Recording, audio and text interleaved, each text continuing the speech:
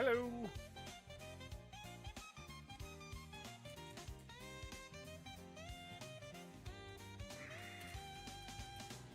Hello, everybody. Come on in. Come on in.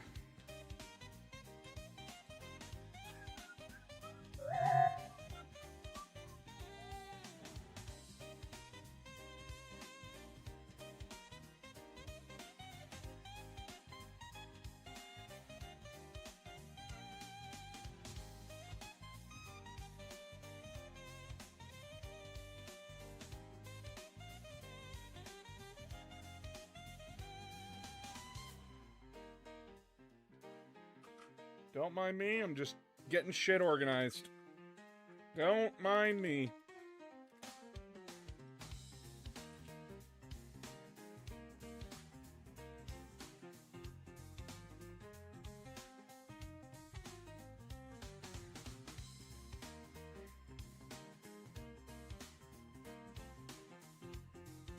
Of course it's not gonna work.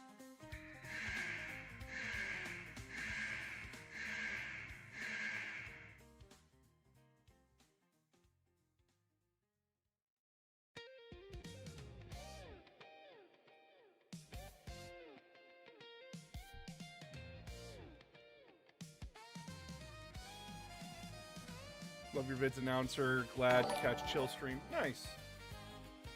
I'm glad you like them.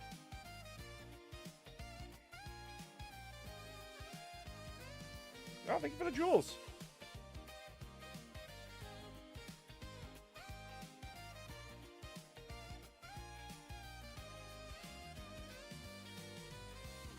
Hoi hoi, hello! Come on in, everybody. Come on in.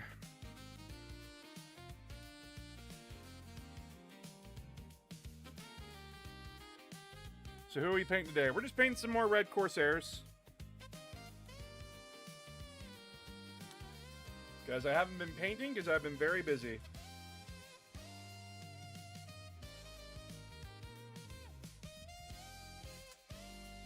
But I need to get back into the habit. How's your week been, good sir? It's been okay. I saw the new Spider-Man movie last night, so that was fun.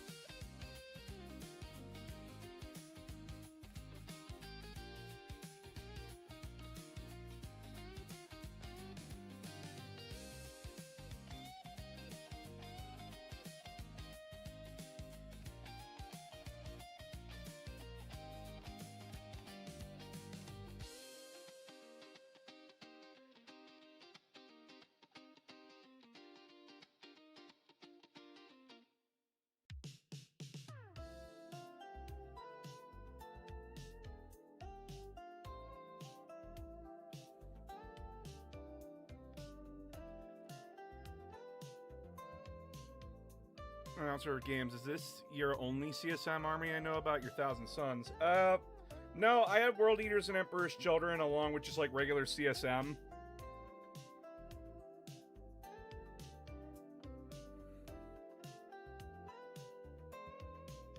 Hello! I went to the hospital yesterday and now I'm in a list for my respiratory system and I have some Ventolin now. Good for you!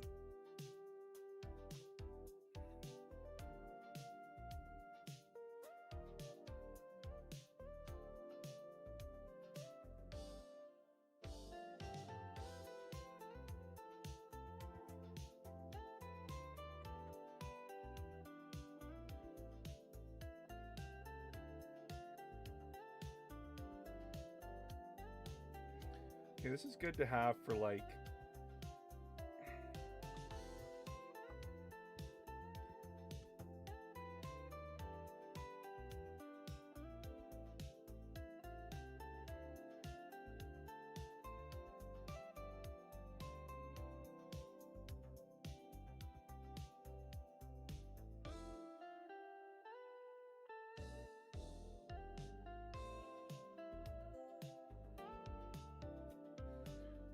Hello, what you painting? We're painting a red Corsair Reaver right now. So get comfy, chat, as I paint and I try to multitask by looking at chat and everything else.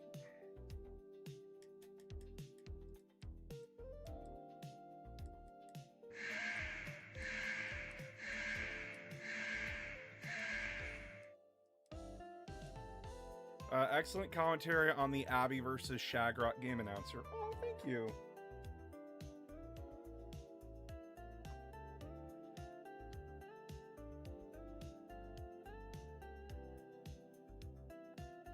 For those that don't know, I was asked along with a few other YouTubers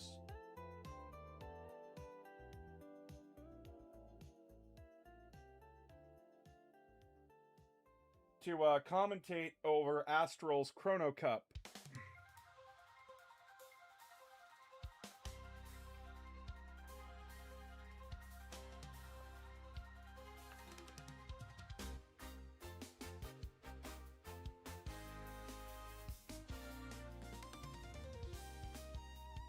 I'm still working on Glacial versus Omni's game. Oh!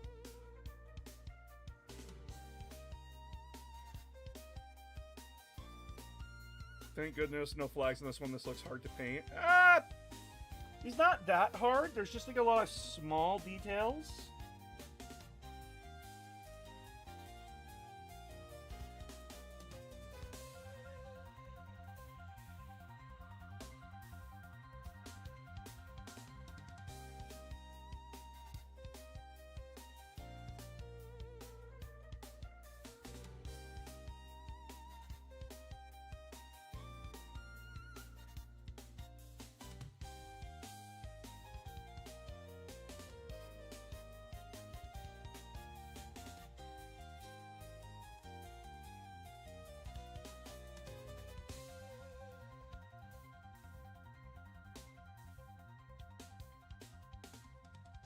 Smaller details you gotta pay attention for.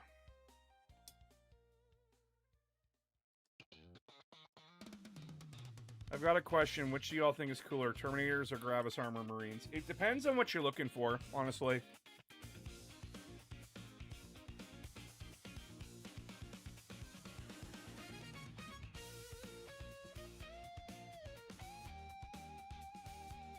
Personally, I prefer Terminator armor, but I totally see why some people like Gravis. How's it painting? Well, we just started, so I haven't really gotten deep into it. So far, so good.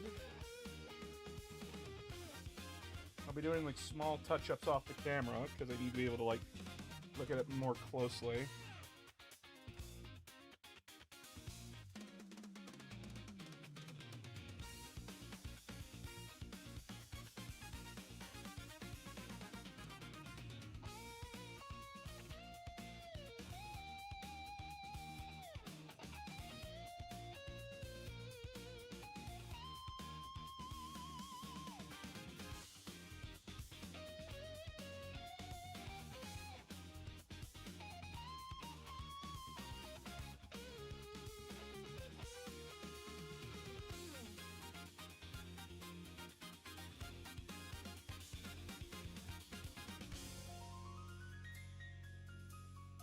I would like it to be known your Ultramarine skits are one of the main reasons why I'm making an army.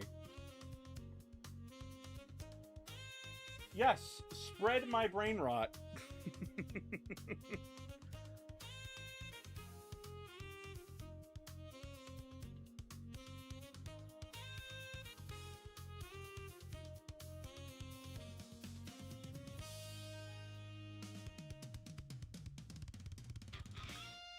I'd say I'm more in line with the classic Terminator armor, as the Gravis looks like a mini mainline production of Calgar's armor.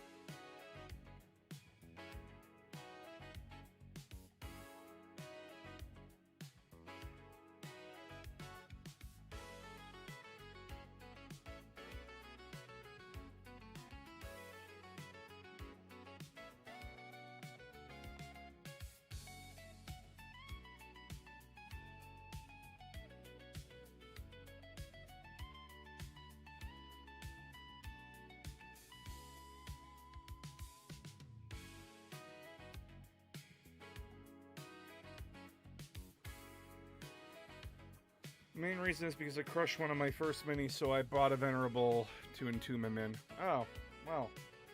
That sucks, I'm sorry. I was walking the conveyor today when one of the new kids said a little chaos is good for the soul. In conversation, I'm like, 7 guys yelled heretic at him. The 40k addiction is definitely taking root at work. Well, that kid is based. Your 7 other coworkers are fucking narcs.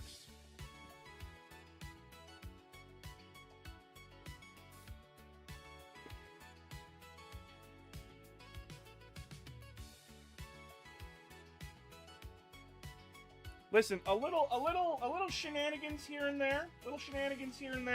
Good for the soul. Good for the soul. Everyone needs a little bit of shenanigans in their life, okay? Don't be a fucking narc.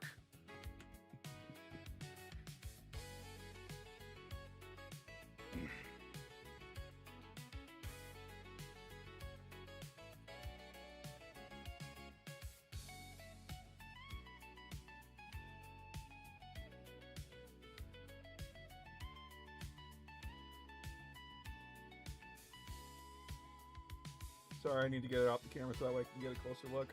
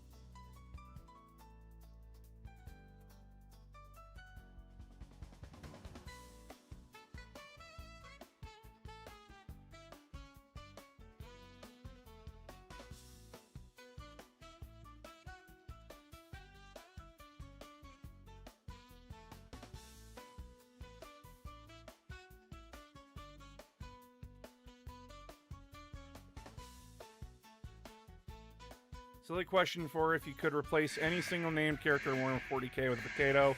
Doesn't change the story one bit. Who would you pick? Marshall Albrecht.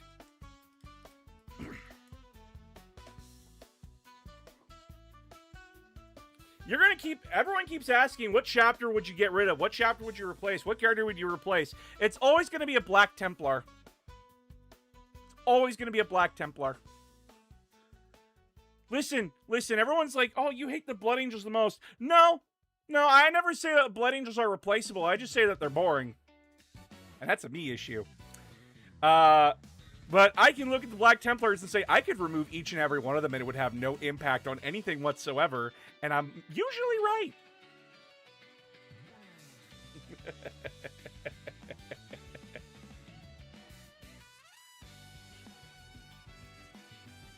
Now, if you replace a Primarch with Mr. Bean and it wasn't Rogel Doran, what Primarch would it be?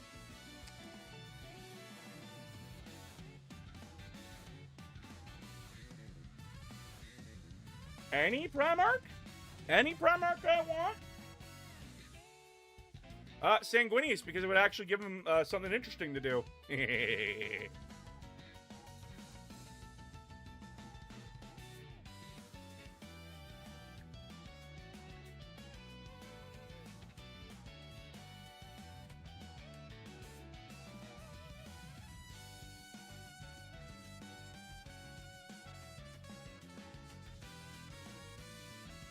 One thing everyone is going to learn about me is that I'm a fucking menace.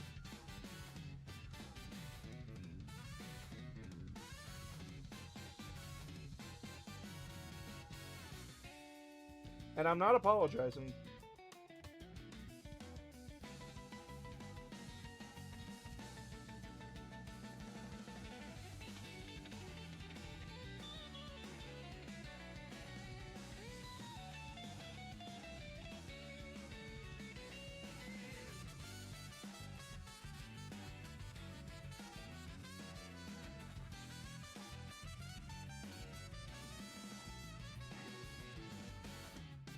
Please play 007 First Light. I'm good. Guys, I can't play every fucking video game. I'm sorry. Speed did a playthrough. Go watch Speed. She did a playthrough of it.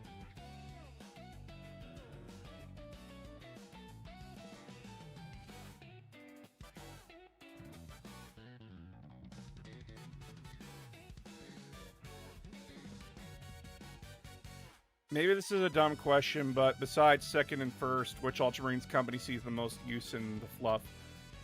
Yeah. It's kind of just vague gesture of Ultramarines. It's never just like second or first company. It's just vague. If you really had to start getting nitpicky, it's probably like fourth and third company.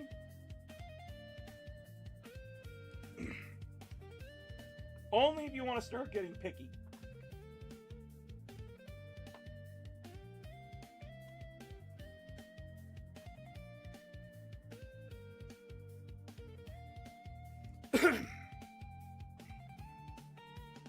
So what is the best part of the Salamanders besides the obvious they care about the civilians? Stop that. Stop that. They don't give a shit about civilians. They give a shit about their civilians. They give a shit about loyal civilians. That's the context you keep dropping there. Pick up that context. Pick up that context, please. Add in that little bit of extra context, because then it really makes them not seem as great as you think they are. Man, the Pyromaniac chapter is not as great as you thought they were. Shocker!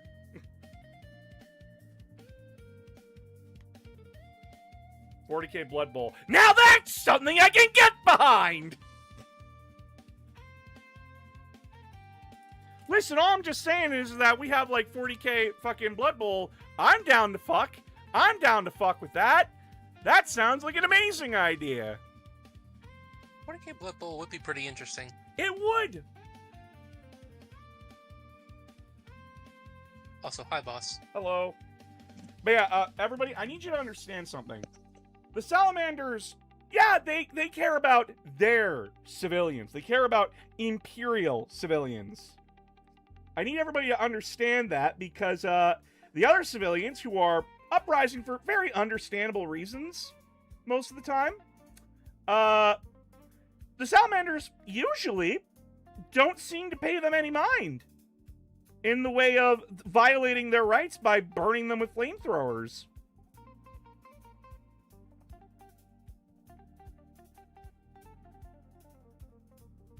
Kind of. It isn't a Salamander party until a Xenos is burning.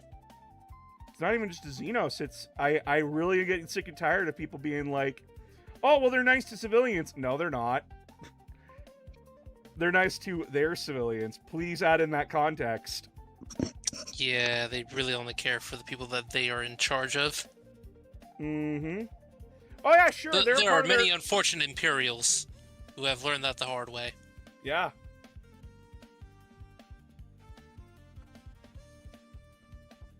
Yeah, sure, they hang out in their local communities and such, but, guys, I don't care if he goes and hangs out with his family at the barbecue on Thursdays. He burnt a fucking plant to the ground and genocided a bunch of people because, and I quote, those people were rebelling. And why were they rebelling? He does not ask. He just says, okay, I'll get the company and we'll get the flamethrowers.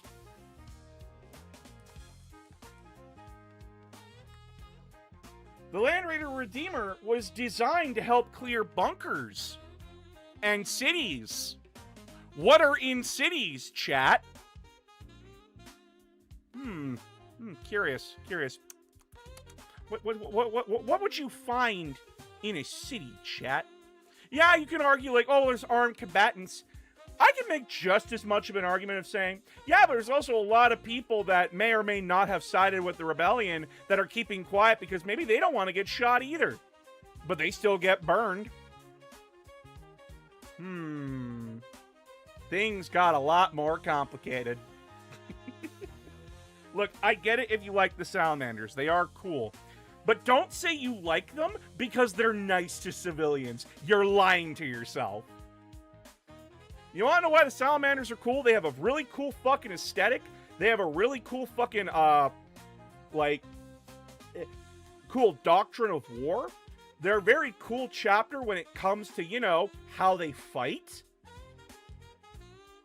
But let's drop the civilian pretense here.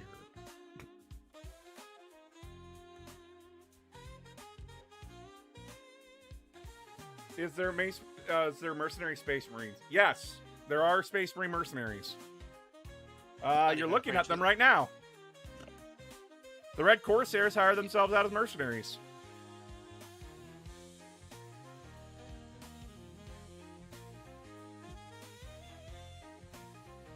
Wraith, that is also correct. Of course, Space Marines are very good against normal humans. Yeah, it's like they were designed to be, or something like that. It's almost like there was a whole galactic war about reuniting humanity under the boot of the Space Marines. Not under, through the boot of the Space Marine. Through the boot. Yeah, that's probably a better phrasing for it. After all, they all belong under the Emperor. Yeah, everybody's under the Emperor's boot.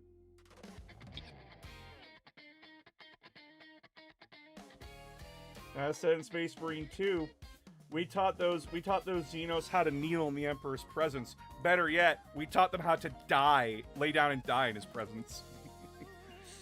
Recently, I started looking into the Dark Imperium novels, and I was wondering if you had any must-reads for the Ultramarines specifically that lead up to that trilogy. We don't have anything that leads up to that trilogy. Not really.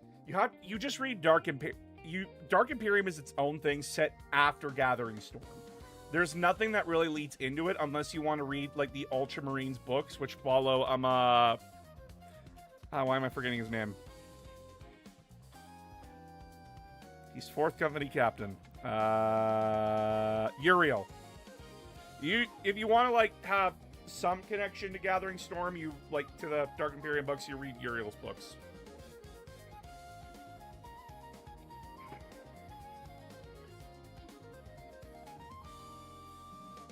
What team should they be and what should their names be? Well, you'd obviously have the Imperium of Man.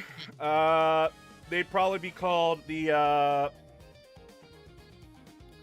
Aquilin Roughnecks or something like that.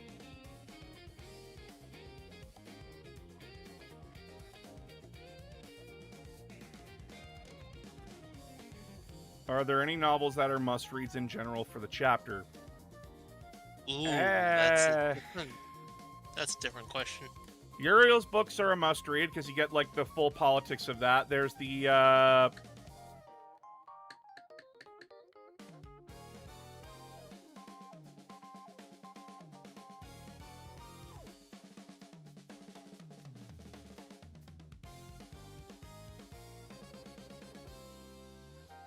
fuck. I have to reorganize my shelf, but honestly, No Fear, Dark Imperium, and Uriel Ventress's books are great reads into the Ultramarines, honestly.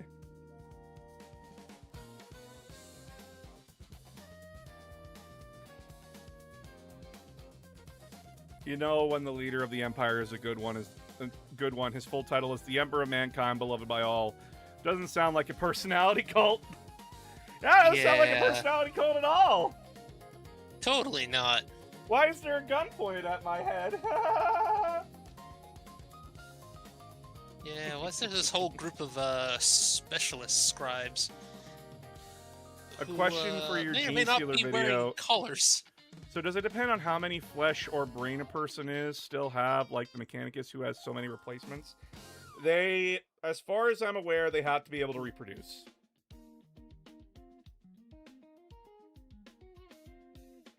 Or in some cases, they just genetically alter people. Mm-hmm.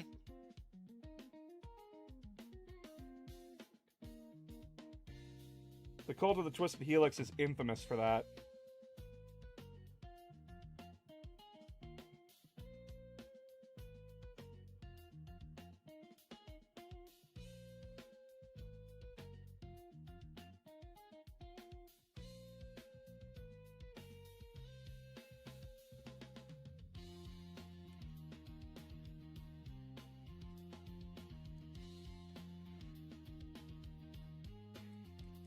out, that's half of the entire situation.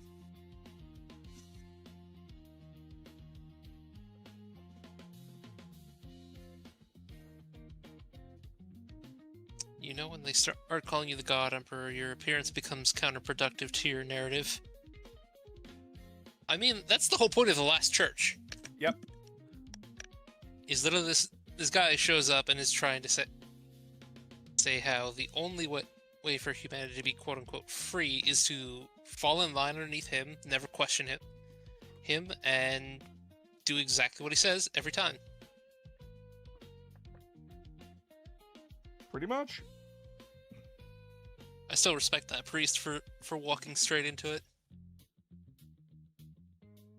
Listen, if you're gonna go out being catty and giving them no chance for the final word.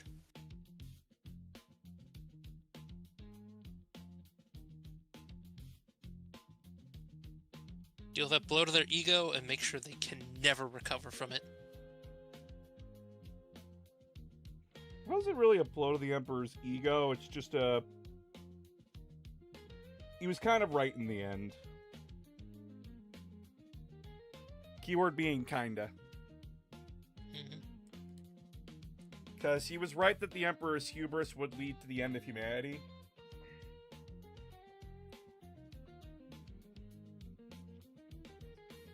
Because it was pretty fucking pig-headed of the Emperor to think he could do what he did and get away with it. Because when we tend to mess with life, life tends to mess with us back.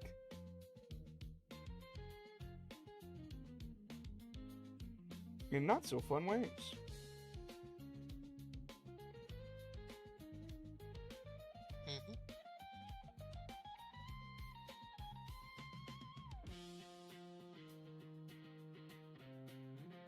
Yeah, that's a sad truth there.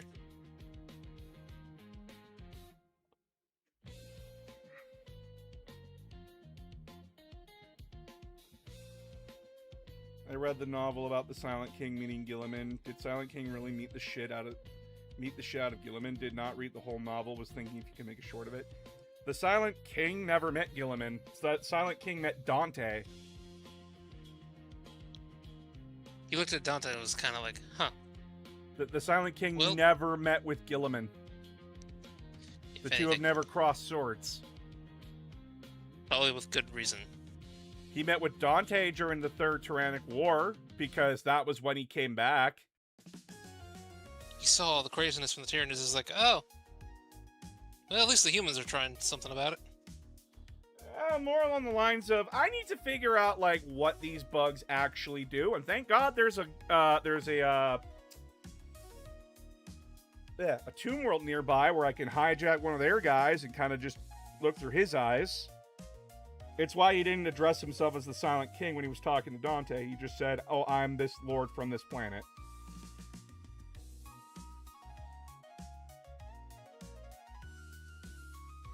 And Dante was aware the guy was full of shit. He just didn't know, like, in what way. And that's time to prove it. Yeah, and he didn't really want to press the issue because he's like, there's bugs eating everybody. I can't right now. I can't be fucked. Dante very much is tired of the shit, and he's been dealing with it for over 1,000 years.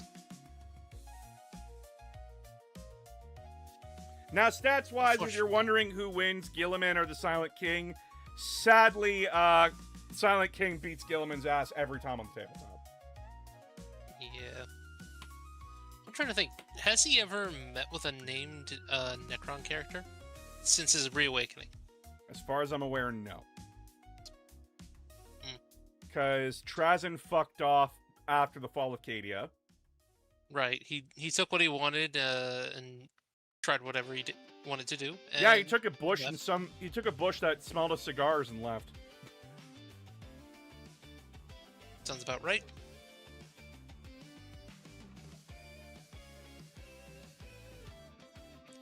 Also, I honestly forgot how funny Infinite Divine is. I've been rereading it at work.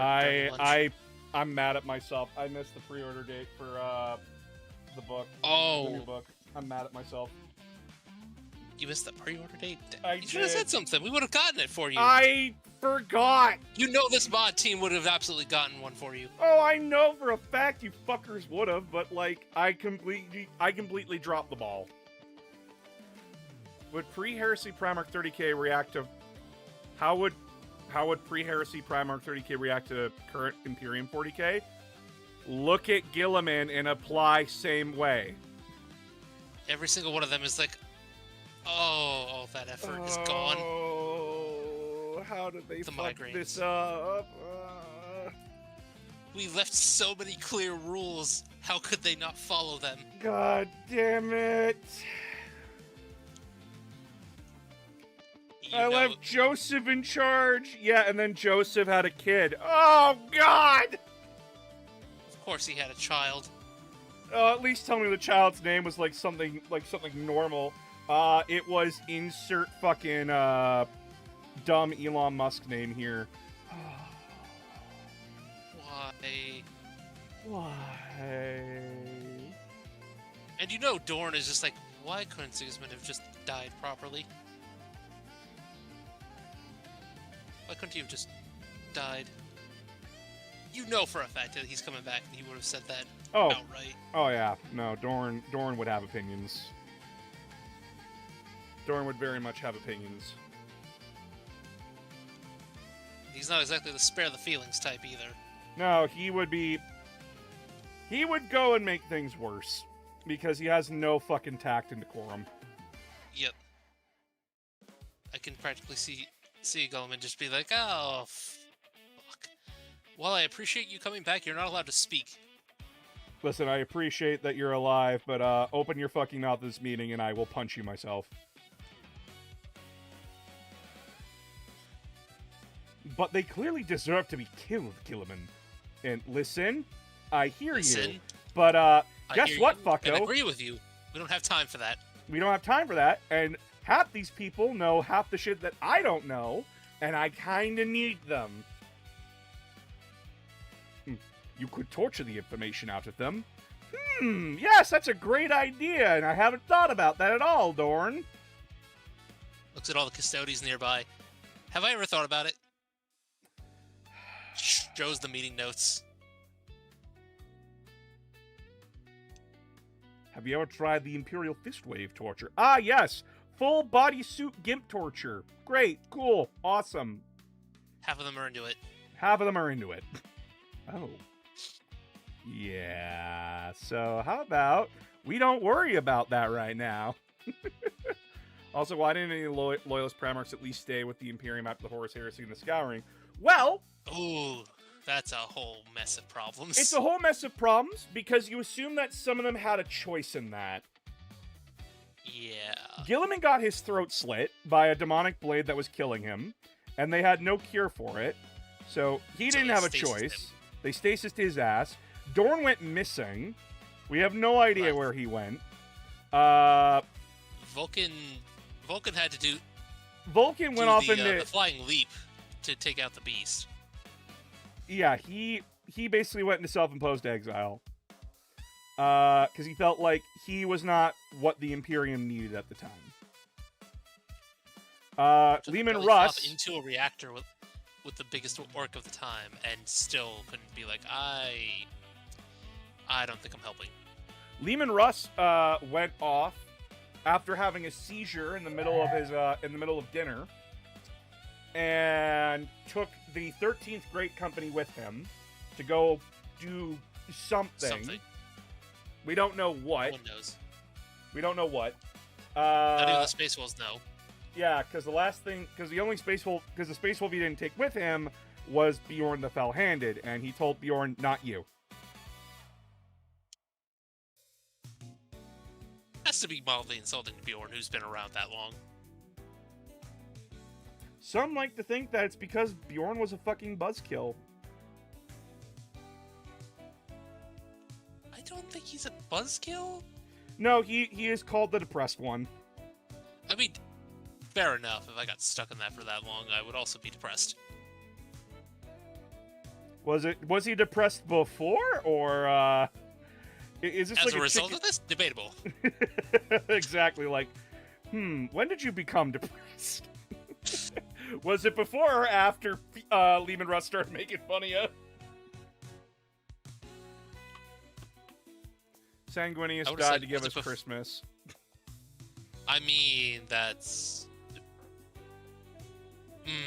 as the Blood Angel in the group, I have my own opinions. I will stay them for the moment. I'll tell you why Sanguinius died. He died to make Horus look cooler.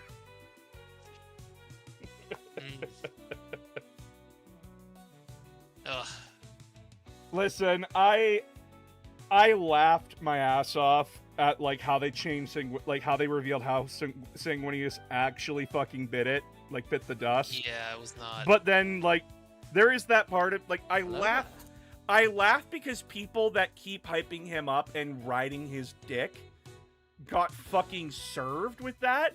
But then there's that other part of me where I'm like, okay, I am harsh on Sanguinius because I don't think he was written very well. Because he's supposed to be a hard character to write. He is a very hard character to write. I think his writing got a lot better during the Siege of Terra, where he didn't have to give a fuck. I mean, yeah, when the son that's basically been told I have to be perfect the whole time finally gets to stare at the, I can finally deal with this. Oh, I can finally let loose. Like, yeah, he gets his was it Mana Cardboard moment? Yeah. Or World Cardboard moment.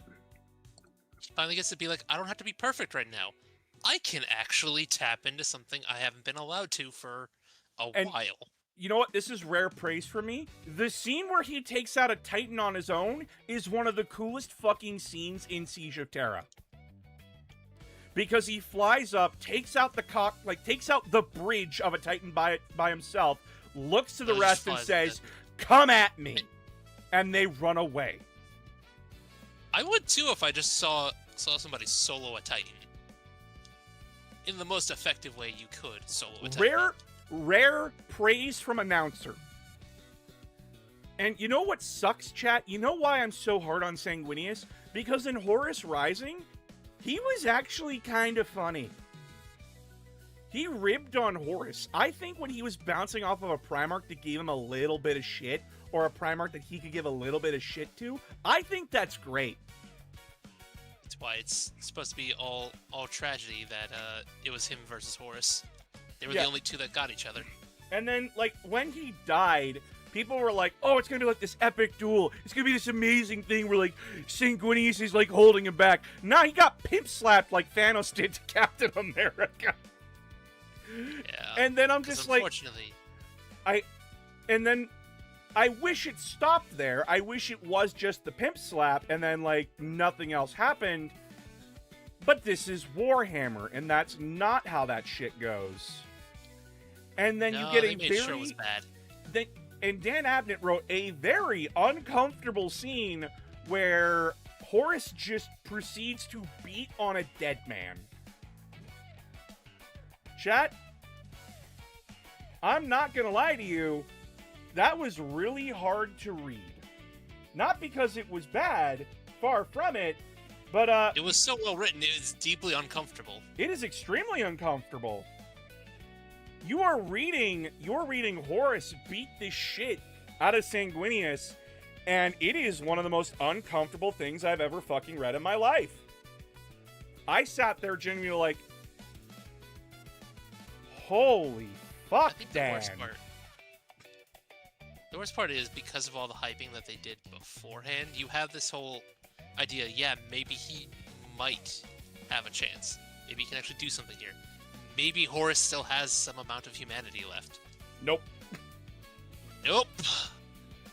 Nope. The only brother who could ever understand him, to the only brother that even he would admit could keep up. Yeah, and again, I don't like Sanguinius mostly because of the Horus Heresy made him fucking boring. And then Horus Heresy, it's like, well, it's a little too late, because cool, you give him like some books where he's fucking awesome and actually doing something, like fighting Angron, that was cool. But Yeah, no, like it's rough, dude. It's rough reading Sanguinius in the Heresy. And again, it's The whole interesting thing thing about of- it is, okay, sorry, you say. and it's the issue of you're trying to write this character who was propped up as the perfect son, who is desperately trying to fulfill that ideal, while desperately knowing that he isn't.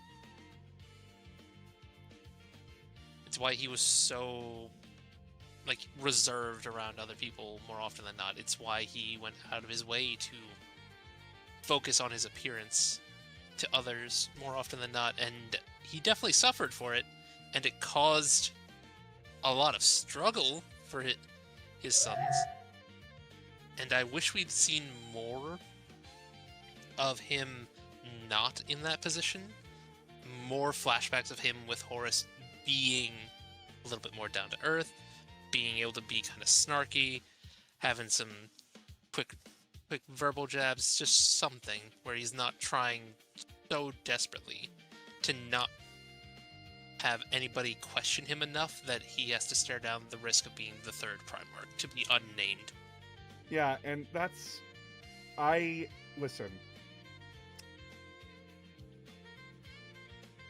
Oh, I just needed more of that, honestly. If we had more time, if we had something to show Sanguinius being more of this person, show me why everyone liked him. Outside of Angron, because Angron didn't like anybody, and same with Conrad Kurz, but like Everybody Conrad, supposedly loved him, but we rarely saw it. yeah, like I want to know why everyone liked him, because when I read him, I'm reading a brick. Well, not a brick. I'm reading a very depressed guy, and if I wanted to read the Depression Olympics, I'd go torture myself with a Rent-A-Girlfriend, okay? If I wanted to be depressed, I'd go do the fucking Rent-A-Girlfriend Olympics, okay? Ugh. Or just a Raven Guard book. Yeah, I think what was interesting about the way they did, particularly the end of the death, is by that point the Heresy series had been kind of like the people that loved the Heresy series. The thing they liked about it was that it was redefining aspects of 40k. That it was taking what you think you know from 40k and being like, well, here's what happened, here's what they were like at the time, as like a contrast to like what they're like in 40k. And like this bit of, well, yeah, but also like this bit of like lore about like Sanguinius was like, it was like one of the most solid, like, this is what happens in the Heresy, and the entire build up to it is he knows he's going to this, or like he thinks he's going to this, and like this, the sort of the subtext and like the meta text of like the Heresy series is, we're going to subvert what you think you know about this scene between Horus and Sanguinius. It's like, nope. No, that happens exactly the way history recorded it, basically. Yeah, Sanguinius shows up and he gets bitch slapped. It just never went into the detail about how it happened. It just said it happened. It was to watch. Yeah. It was like, oh, was it like, was it a misunderstanding? Did Horus not actually like kill Sanguinius? Was it something else? And Horus was like, no. he kills him. Yeah, the Chaos Gods basically say, hey, look, it's the guy who is planning to cuck you. And then Horus went, no! And then slaps him down. Ironically, the worst part is because... But goodness. Horus, of all people, admitted that arguably Sanguinius would have been better in a lot of positions than him. Yeah. It's what they ultimately managed to use that against him. Is Horus acknowledging that he was inferior to Sanguinius, and they used that against him. Were we going to say they're old school? I'm saying, I just find it interesting that it's that thing of like, people were like, the thing that is interesting about the Heresy is that they subvert what we think we know about it in the stories. Like again, going right back to the very first book, like the very, very first book, Horus Rising, is, oh, you think you know what the Black Legion and the Sons of Horus were like? No, you don't. This was Here 10,000 they years are. ago. They acted so differently. And not only that, like Dan Abnett has literally talked about it. Like he had to invent a culture for them because they don't have one in like the culture they have in 40k is not the culture of the Lunar Wolves or even the Sons of Horus. Like it's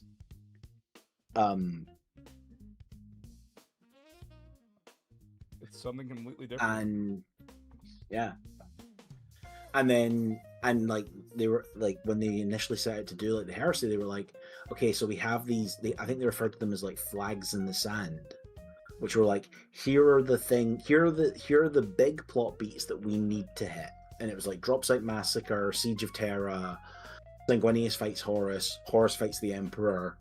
I think the Wounded on the Moon of Devon, Serpent Lodge, because that was the lore as it was established in late 4th edition, early 5th edition Warhammer 40k. If you think back, that's how far back the Horus Heresy books actually not only were released but were being conceived of. Mm-hmm. Like that was what we knew about. We didn't know. I don't say we didn't know. Like they had never written about any of the other stuff.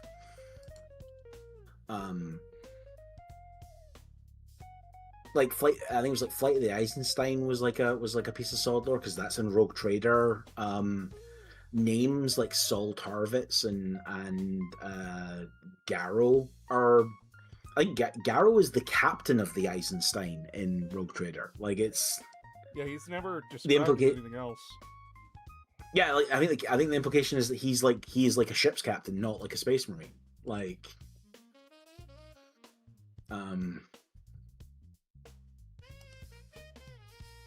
And then they made him Discount Loken. Yeah. Discount Religious Loken. May doesn't like it when I call him Discount Loken. Why? Because he is. He's Loken, but less interesting. Yes. He kind of is. There's no real saving that one. He absolutely is. What's the difference between you and Loken? Loken has a personality. Loken actually is fun. Loken can actually relax. Loken has a dry sense of humor. Is actually the difference. Yeah. He has a dry sense of humor, and Garrow does not have a personality. Basically because Flight of the Eisenstein could have just been a short story. I'm sorry, it did not need to be a full book. No, I'm reading it and it's I'm rereading it with my wife and it's a fucking slog. Yeah. Because it's like, cool, I'm glad we get to know more about the Death Guard. You could have done that in a more interesting way, though. Yeah. Genuinely. I mean, okay, the way it shook out, the only time we would have probably learned that would have been like Buried Dagger or something, but like you didn't need to put Buried Dagger where you put Buried Dagger. Yeah, Buried Dagger is the last book in the Horus Heresy, in the labeled Horus Heresy books. I genuinely think they wrote it in the sense of like, oh crap, we forgot to actually make the Death Guard fall to Nurgle. They're supposed to do it before they get to Terra. Yeah, literally. In a way, that's kind of funny, but I also love the idea that it's truly their isolation that set them up for being taken out in that way. I don't even think it's their isolation. I think the way it's written is it's the first challenge, the first actual challenge to their ego. And they break because like they break instantly. Like as soon as something like it's that thing of like we can endure anything, and yes, and they are an incredibly hard legion, not an incredibly tough one. Yeah, because as soon as they take something more than they can endure, they break. I think Jagatai Khan said it best. The moment you tasted the bitterness of heresy, you balked at its taste. but you still follow it. I mean, Mortarion was also absolutely one of the Primarchs that was going to get exterminated after the end of the Crusade, though. Oh yeah, totally. He's Like- a fucking asshole.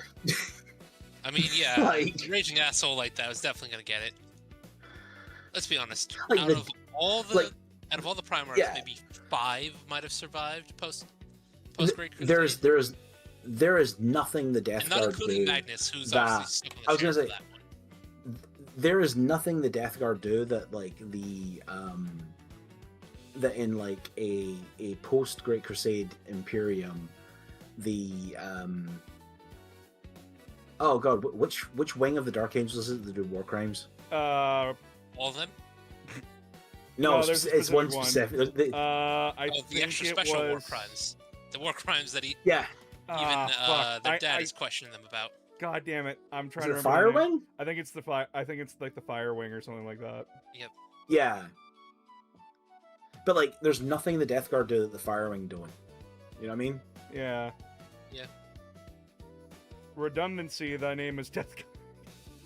I'm sorry. I mean, that was half the point of it when you think about it, is that a lot of them are meant to be redundant because, quite frankly, at the time, he didn't know he was going to get Well, I any mean- of them back. Well, I think What do you right, okay. It's also a bit of like back, like it is sort of a retcon in the sense that it is retroactive continuity, which is like, this is what the Legion is and this is what it was designed to do. Because what it actually is here's the thing that we already have and we're now rationalizing it.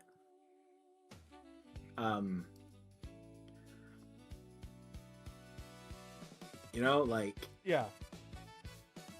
It's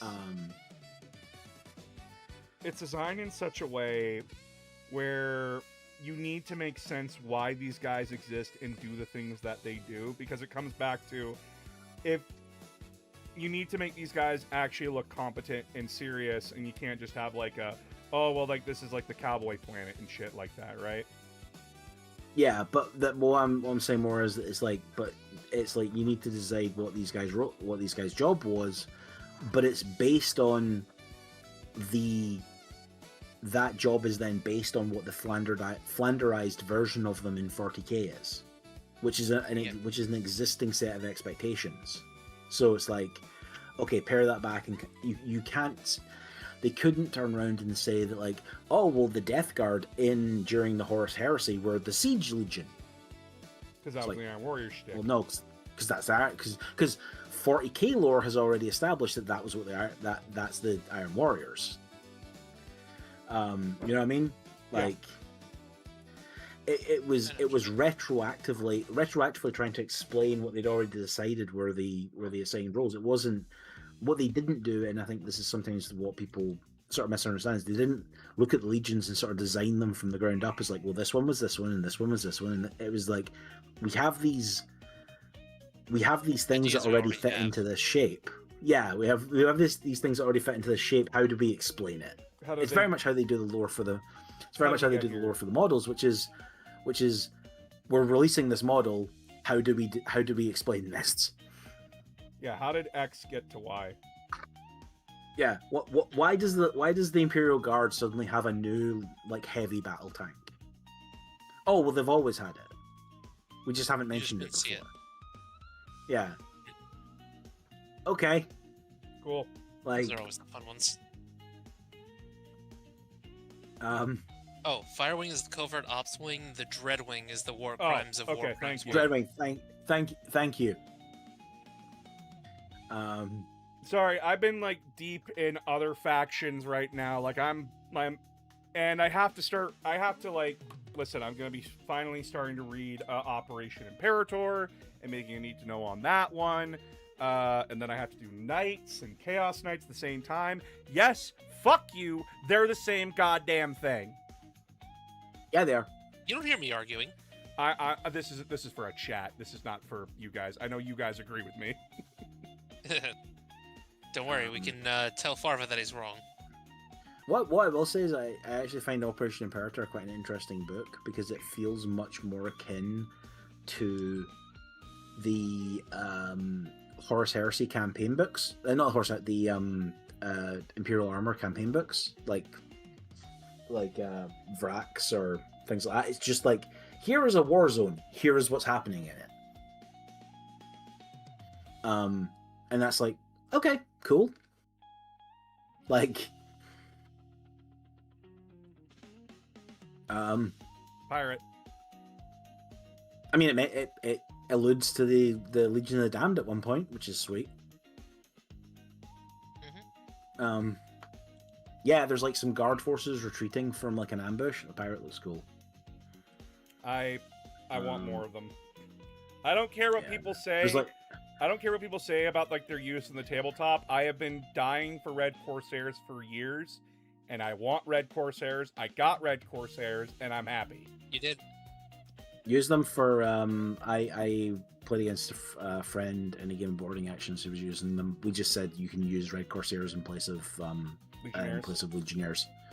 And it was like, because obviously they're not in the Chaos Space Marine list. But like, it was just like, yeah, they're just kind of as Legionnaires for the purposes of this, and it was really cool having space pirates fighting in space. Yes. I love the Red Corsairs. I love their entire shtick. I love what they're all about. I love them. They're fun. Huron is fun. The Masters of the Maelstrom are fun. Everything about them is just fun. And people can give me shit about it all they want.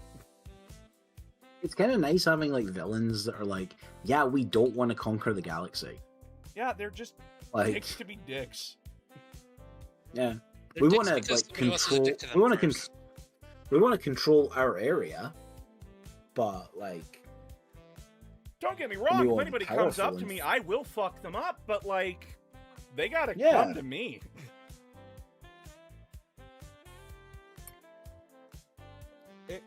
I just don't want to know. I just don't want to know what Huron's reaction was when the whatever captain it was told them that they'd temporarily captured Robuti Gilliman. I do want to make that short so badly. The fuck you mean? You put hands on him.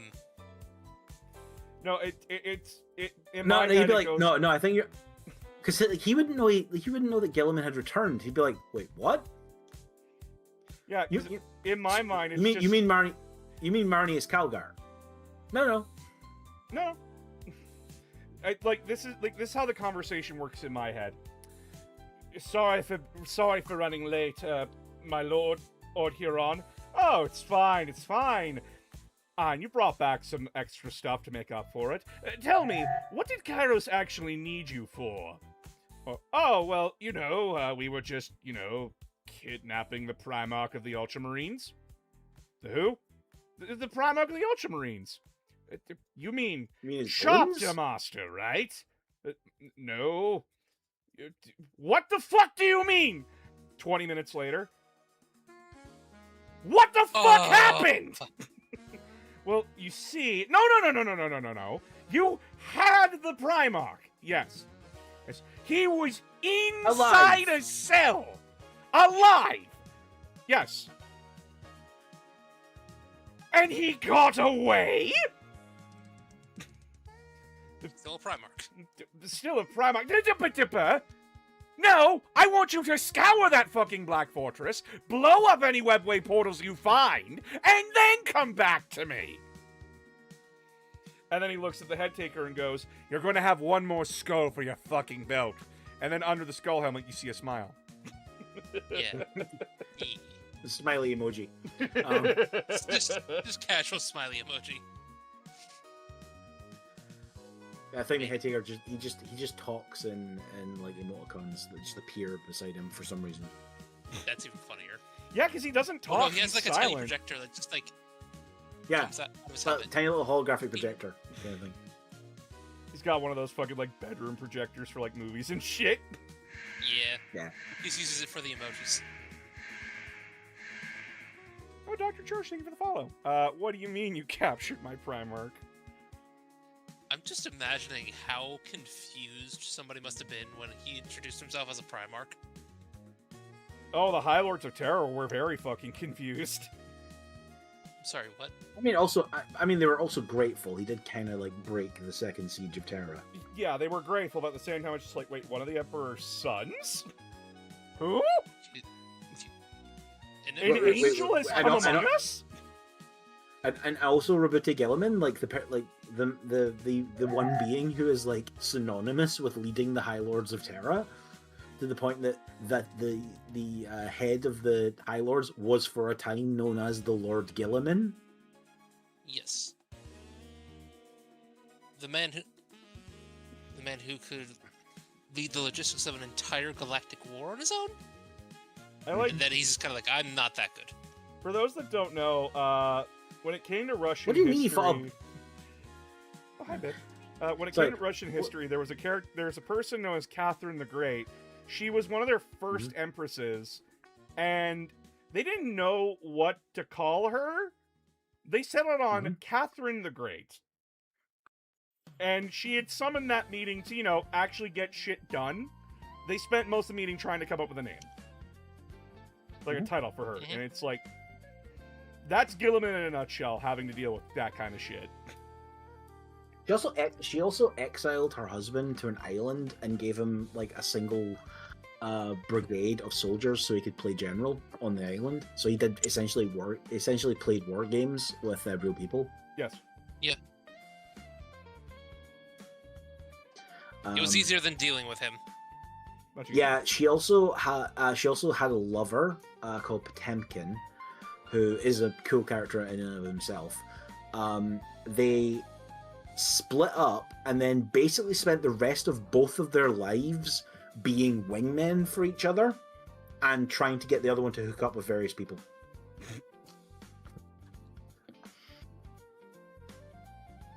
Best friends to the end.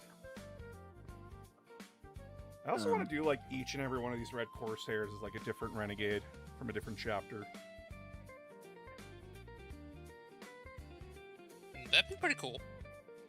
And this would be my It would Raven also Guard. point to exactly him. You could also point to exactly how strong Huron's charisma is. Well, yeah, because like he has like, I read through the list of notable Red Corsairs officers. He's got people from the Blood Angels, the Iron Hands, the Ultramarines, the Yeah. Space Wolves. Yeah, just if you're, it's that thing of like, people are like, oh well, how does he have all these? Like, surely none of those are turned. Like, yes, the Imperial official records state that absolutely none of them have turned, but that's the Imperial records are bullshit. We all know they're bullshit. Listen, are you going to listen to the person that says, no one ever hated me in my life? I know that for a fact. Yeah, no. I know for a fact people Sir, didn't why, like sir, me. sir, why is Gilliman depressed? He's finally figured out the fact that someone finally told him that if you can't find the arsehole in the room, it's you. Wow. Oh. To be fair, he's surrounded by constant assholes, so I'm sure Yeah. it gets worse when he's left alone. I mean, when the Primarchs were together, if you couldn't find the arsehole in the room, it was the lion. Yeah. Oof. Until Ashes of the Imperium. Yeah. But I mean, Yeah. yeah. By that point, apparently he's just being buddy with Lehman Russ. he is stabbed Lehman Russ fun. when they landed. Which Yeah. is still It probably wasn't serious. a friendly greeting for Lehman. I still found They're that on- very they're on each funny. other's- Just to his I brothers. still found that They're so on each other's- funny. Yeah, Russ will get better. It's fine. Chat, for those that don't know, when the Space Wolves and the Dark Angels landed on Terra, we didn't get to see it. We only heard it from Malcador's agent, like his office, essentially, where it's like, yeah, no, the Dark Angels and the Space Wolves are here. Oh, good. How'd that go? Oh, Lionel stabbed Lehman Russ on the tarmac. What? Yeah. He's fine. And then we get later a scene where it's the Imperial Fist Captain talking to Corswain and Bjorn the Fell-Handed, and the Imperial Fist Captain asks, like, so, how's Lehman doing? He's fine. He'll be there for the meeting. Yeah. Him and the lion are in agreement, which is the terrifying part of it. Yep, they're in agreement. And no, we don't know why Lionel stabbed him. I think it's just their customary hello.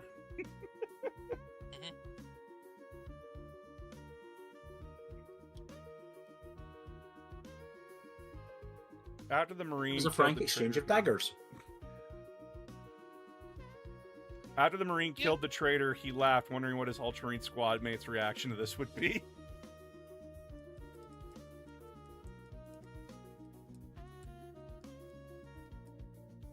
God, this red looks so good. Wordbearer red looks so good.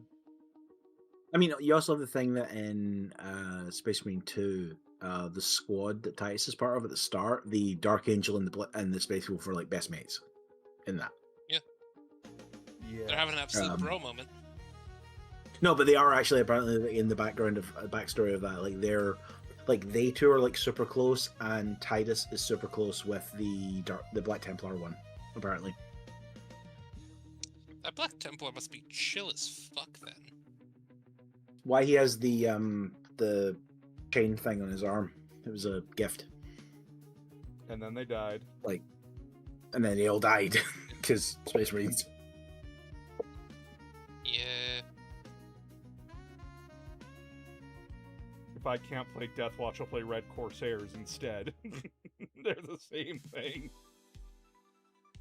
I mean, they are kind of the Chaos Deathwatch, but they're still so pirates. We're cooler because we're pirates. Yeah. Insert Sea of Thieves. Do do do do do do do do do.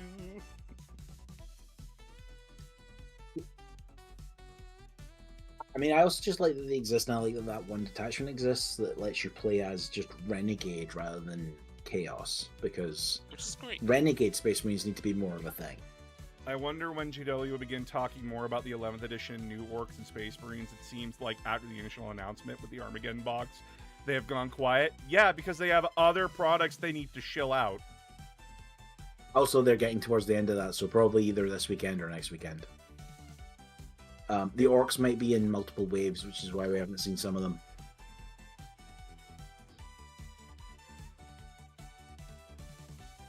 Someone needs to do One Piece themed Red Corsairs.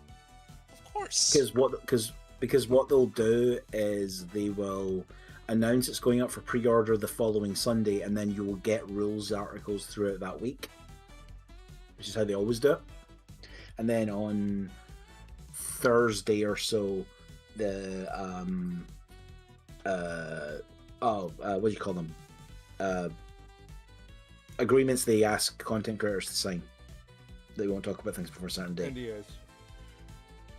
Yeah, NDAs drop usually on the Thursday, and then they can talk about the rules and stuff, and you'll get like videos from all the competitive people talking about it. Yep, and I'm not one of them, so don't come asking me those questions. See, that's the part that does like occasionally bug me, because it's like people only talk about it from a competitive perspective. Yeah. Generally, they don't actually just talk about like they The don't talk about what's fun. Yeah, this is the like. Could you get me a sweater, actually? Thank you. No, no. Hello, Phoenix. Phoenix. Everybody says hi. Phoenix says hi back. Hey.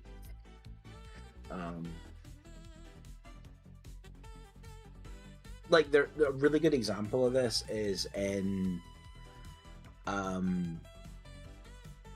I saw a big chunk in Old World at one point, because they released they did a thing where they released all the army lists, and then they released like journals for each of the factions, which would add units and alternate army lists and that kind of stuff to it.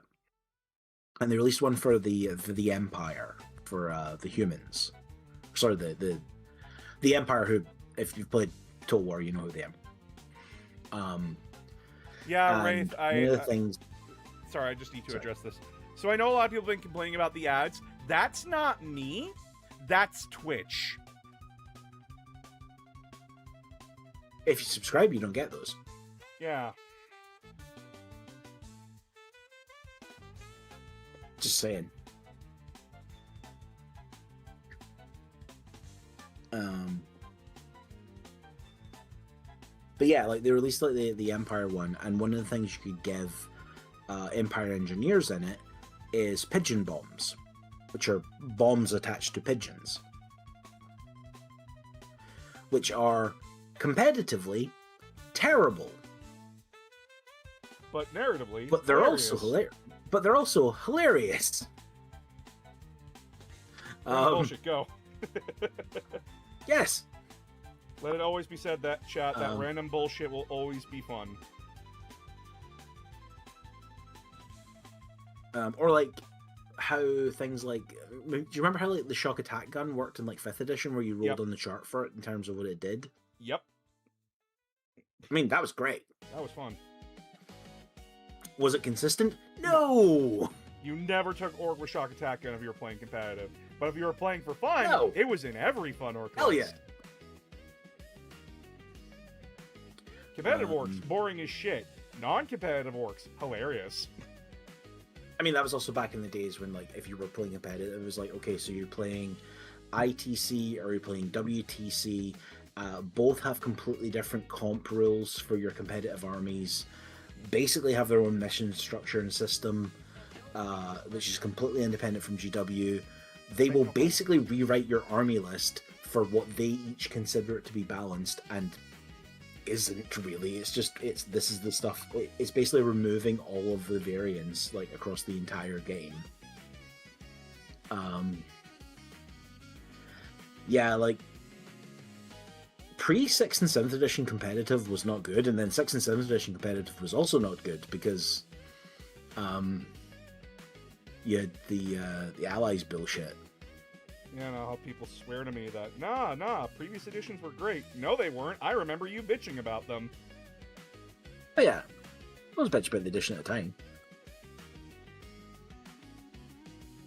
People were bitching about 11th edition before they played it. Exactly.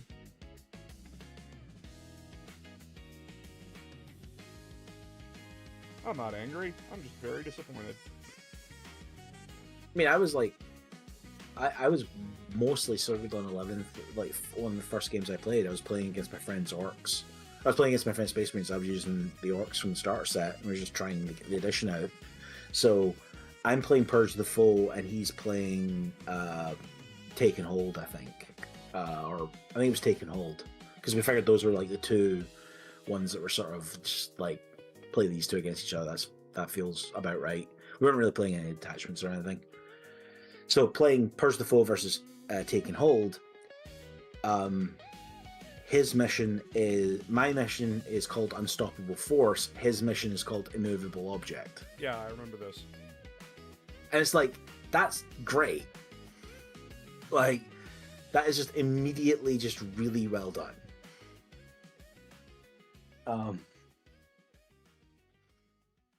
And then I jumped 10 orc boys plus a weird boy directly behind his Vanguard vets, charged them and killed them in turn 1. That was just how the game went. Oh, Sarah is screaming, my god. Sorry, just my cat is like losing her shit. I don't know why. Do we ever know why cats lose their shit? Because you're not paying attention to them. Father, why? Oh, you'll be happy with like the next 40k Jeopardy. I watched the one today. It was great. Yeah, people got upset that I didn't know History of the World memes. People got really sad with that one. Have you not seen Bill Wirt's The History of the World? It never We might crossed need to my show you path. this at some point. It We never might crossed need to my show you path. this at some point. It's the I history know of the world, the the history meme. of I know the Japan. meme of a sun is a deadly laser, Laser, yes. but that wasn't the meme they used, so I wouldn't have got it immediately. Yeah, the sun is a deadly laser, and Christianize All the Kingdoms, which is the one they used in the episode.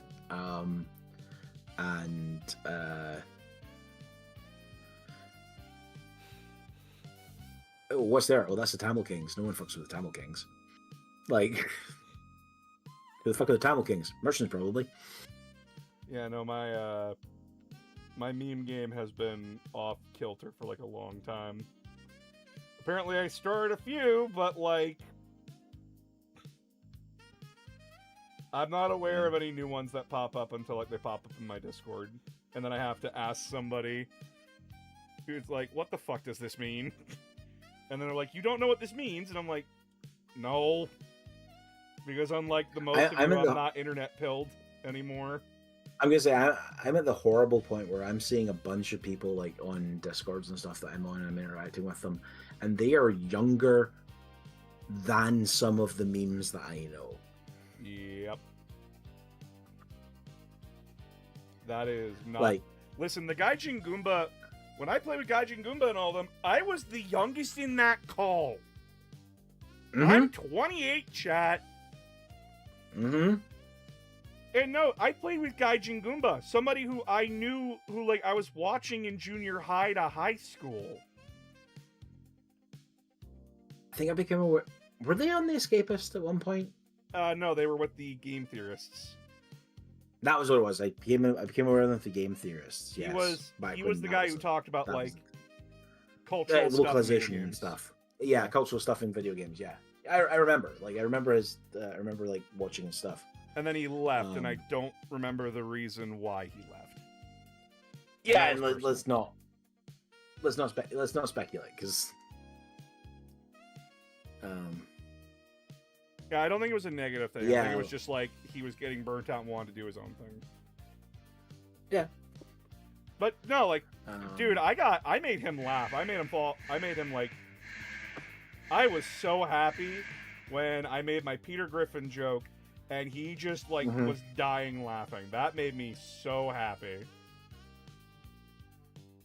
By the way, chat, like that's a thing where it's like, I'm just happy that I made someone who genuinely inspired me laugh. That made me very happy. Yeah.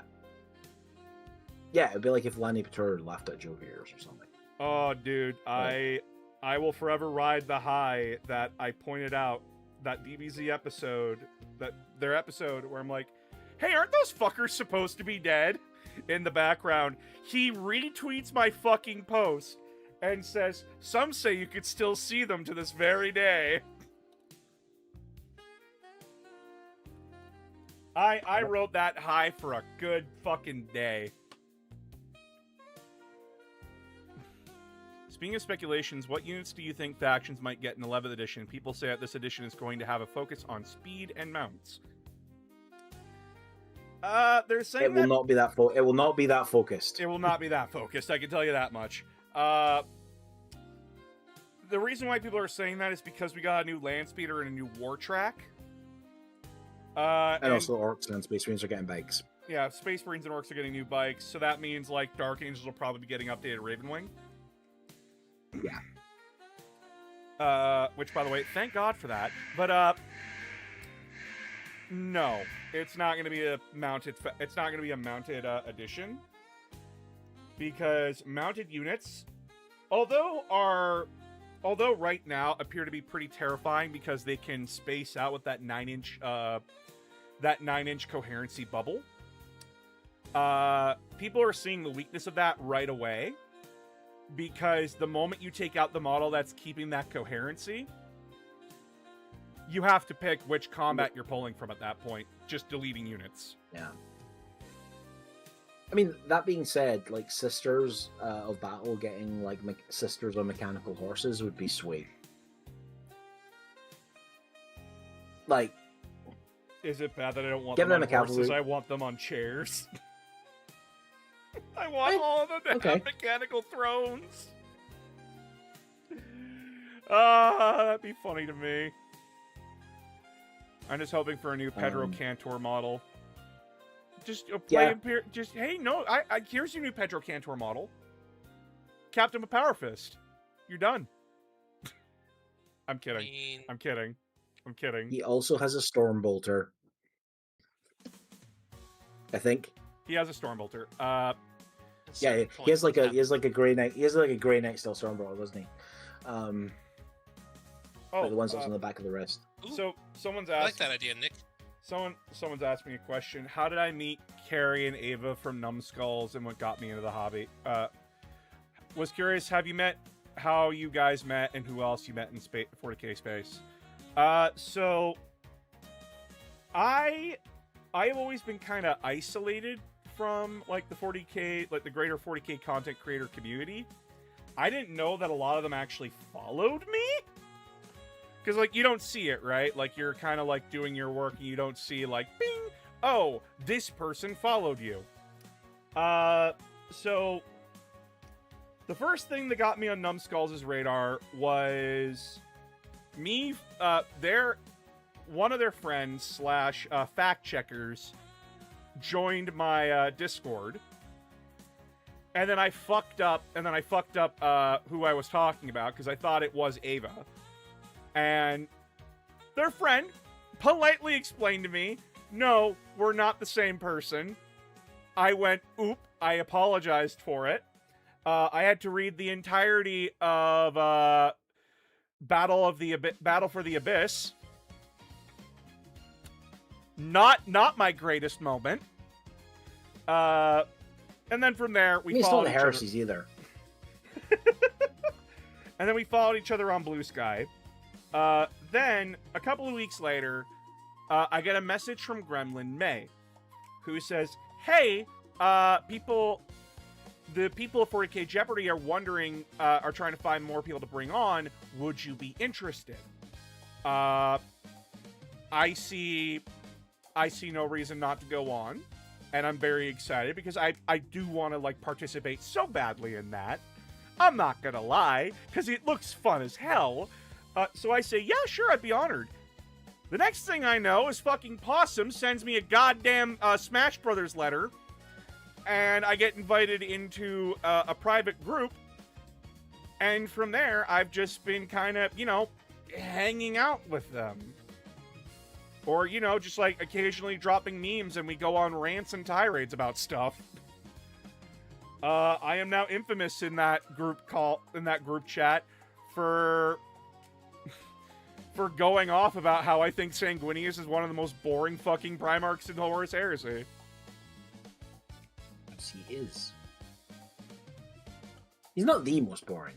No, he's not the most boring. In fact, chat, I'll show you a funny thing that I made. Cause I bugged her about it on when I raided her stream the other day, just to, like, poke fun. But, nah, we're cool. Don't worry about it. But this was funny that I just...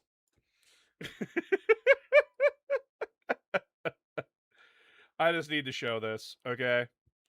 This is edited by me.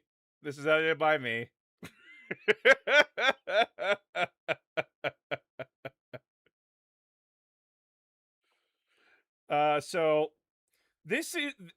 Everybody was adding her in the chat, like, in the group, because I was talking mad shit, including Ava, by the way. Ava was adding her, and this was kind of the reaction to that. So,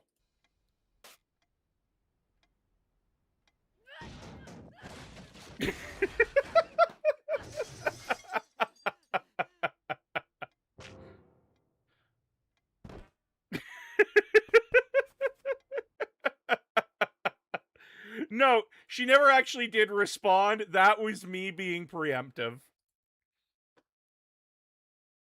She did find it very funny, though, which, that was all in good fun. I want to make everybody aware of that.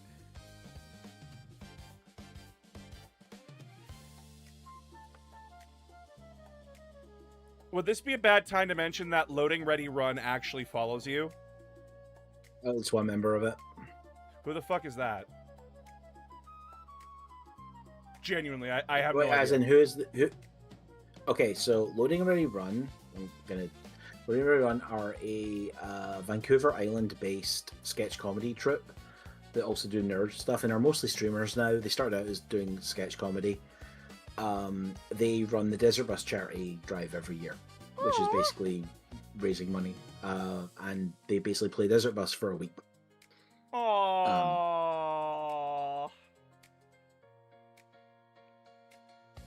That's wonderful. Wait, one of them follows me? What?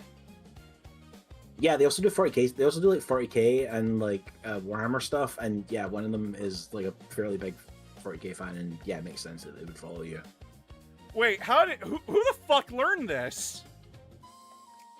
Sachio, where the hell did you learn this? Cameron's probably said it on stream at some point. I'm very curious now. Like, where the fuck? That's got to be the most craziest crash out ever. She didn't crash out. Just to let all of you know, she never responded to it. She was on vacation at the time, and then she, Aurelia is a really busy person. Like, the one thing that you learn when you're, like, hanging out with, like, all these other creators is just how busy all of them are. Because you gotta remember, like, Bricky himself, people are like, oh, he's probably, like, just painting. No. That guy is stupid busy. Like, his schedule is booked 6 months in advance. That's how busy Bricky is. And that's just from what I know. Other people I follow that follow you show up on your profile page in Blue Sky. I'll post a screenshot on Discord. Oh, cool.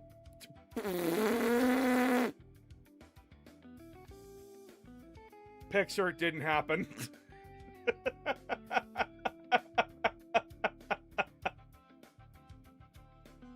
What the fuck, chat? Yeah, I at this point, I might have been watching Loading Ready Run content for 20 years. Oh my god. Yeah.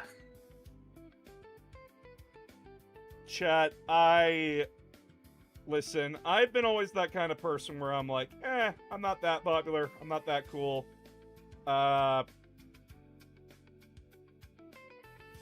Like, I'm happy that I got a following, and I'm probably, like, gonna just, like, keep this following and not be very well known. I'll just be, like, that small niche guy that, like, you occasionally find and, like, listen to and go, occasional, like, little chuckle of humor, and then you go on about your life. And then I learned, no, Froggy's in your Discord. What? Yeah.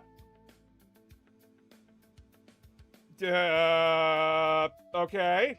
Oh, this person follows you, and this person follows you. Who the fuck? Where are you coming from? Your Gilliman skit hit hard. And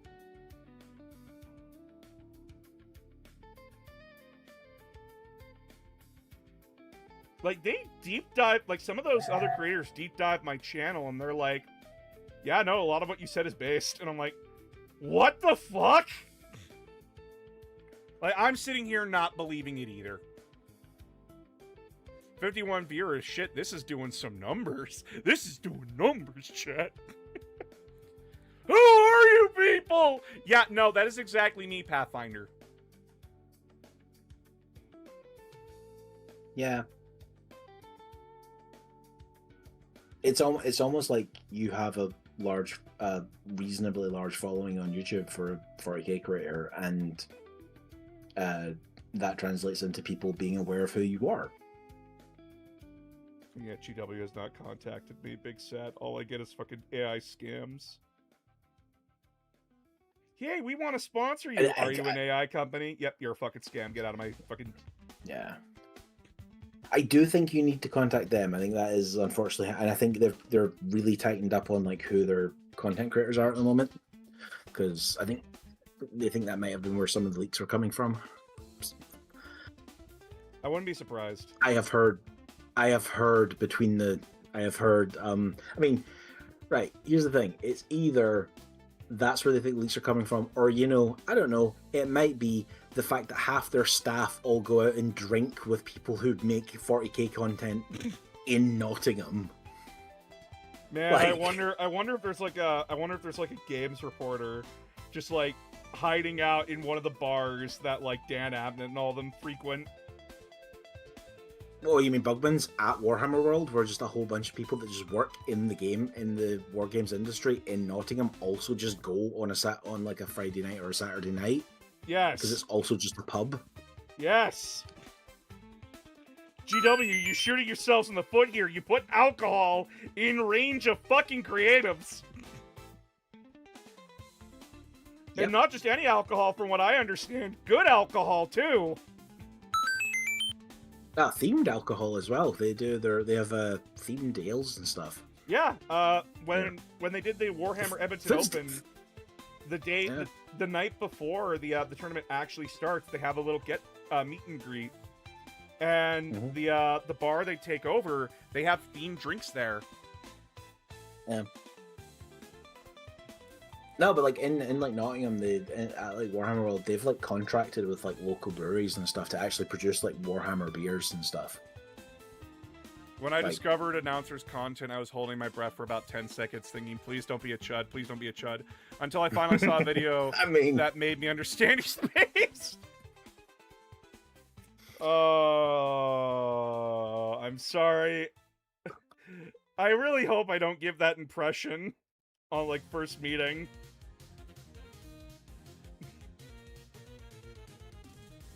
Oh.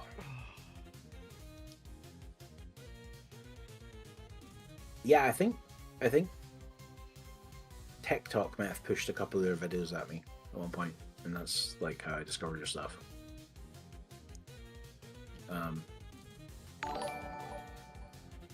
I don't even remember what the first ones would have been though. Like, oh, thank you for the 1,000 jewels. Oh, I got a trophy.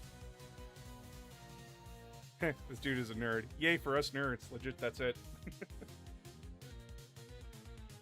I know that Aramis found me through Dave the Minion. I was post Dave the Minion. Like you were well on to talking about 40k stuff. But yeah, I was well out of the skit game at that point. I've just been around forever. I think you were doing skits. Like I think you were doing like 40k related skits at that point.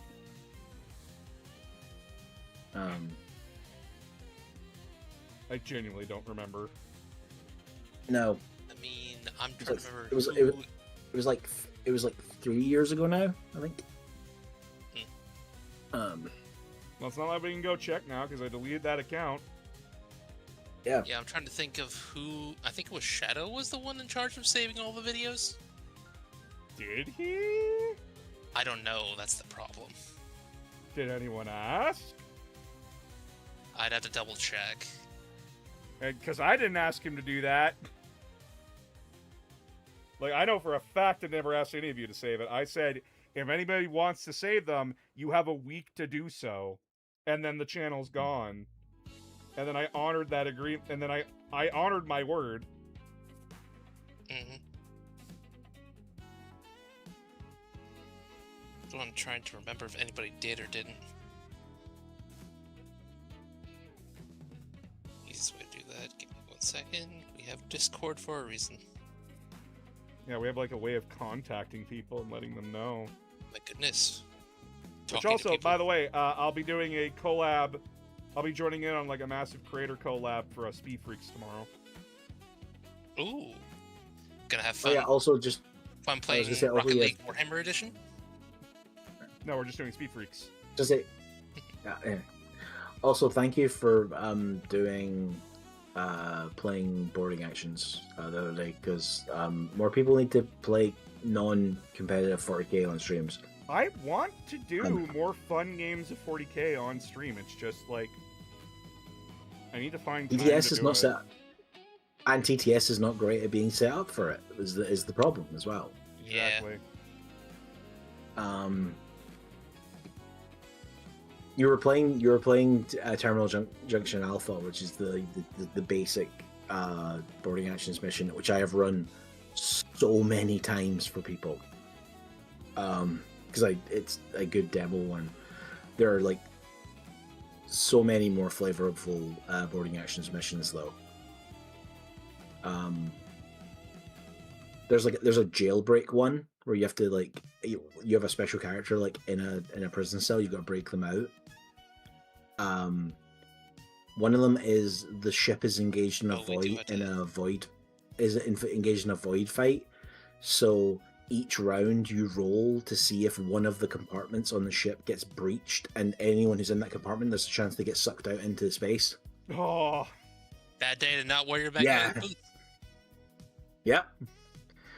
Also, Buzz, you might need to update your Blue Sky because it still has TikTok on it. Yeah, no, I gotta update my TikTok a little bit. One of the missions is it's set during when Angron is during the Arcs of Omen. So you start the way boarding actions works. You've got the 2 boarding action maps that you sort of put together to make the full size boarding action map. Yeah. And then like halfway through the game, it says Angron literally tears the ship in half. So you take the 2 boards and you just slide them apart. That's right. It's a bad day. So now Or a you're good day, stuck on depending on who either you sides of the. Now you're stuck on either side of this this void.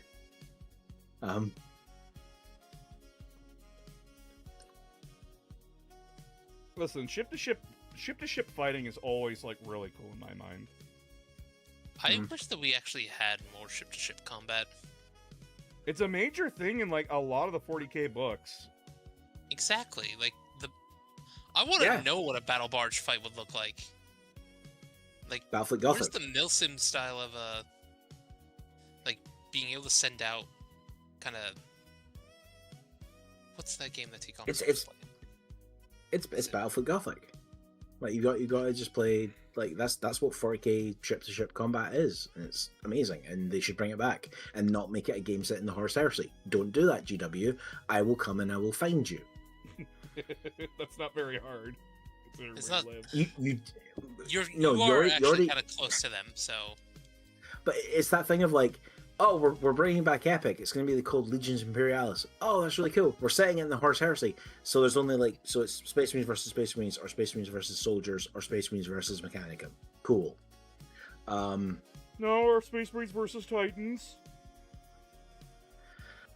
Yeah, fair enough. Titans are sweet, but like it could be Titans versus Gargants, or Titans versus Necron things of equivalent size. No. Like seriously, like tell me what that is. I want to see that. No. very, very angry Canoptic Spider. Yeah, giant Canoptic Spider. Even bigger monolith. Yes. I mean, Megalith. technically the Biotitan already exists for Tyranids. Yeah, Yeah. Tyranids, like Tyranids They for have their own type. Epic would They be have their good. own Titans. Modern, Let's fight modern. them. Imagine what Epic Tau would look like. Well, and Lots of gunships. lots of gunships, Definitely mantas, railgun ships. giant town mechs, like taking on shadow swords. Like it would be sweet. Also, I did They see should, someone. they should. I did see someone ask me, if I could write a 40k book, what faction would it star and what would it focus on? I would throw a dart at a board for a Space Marine chapter. I don't give a shit who it is. Minus the Black Templars. Black Templars aren't on that board. Go fuck yourself. They're not. And then I focus it on an apothecary. They're a failed attempt at assassination. I would focus my book on an apothecary. Because they're always in a fucking supporting role, never in a main character role.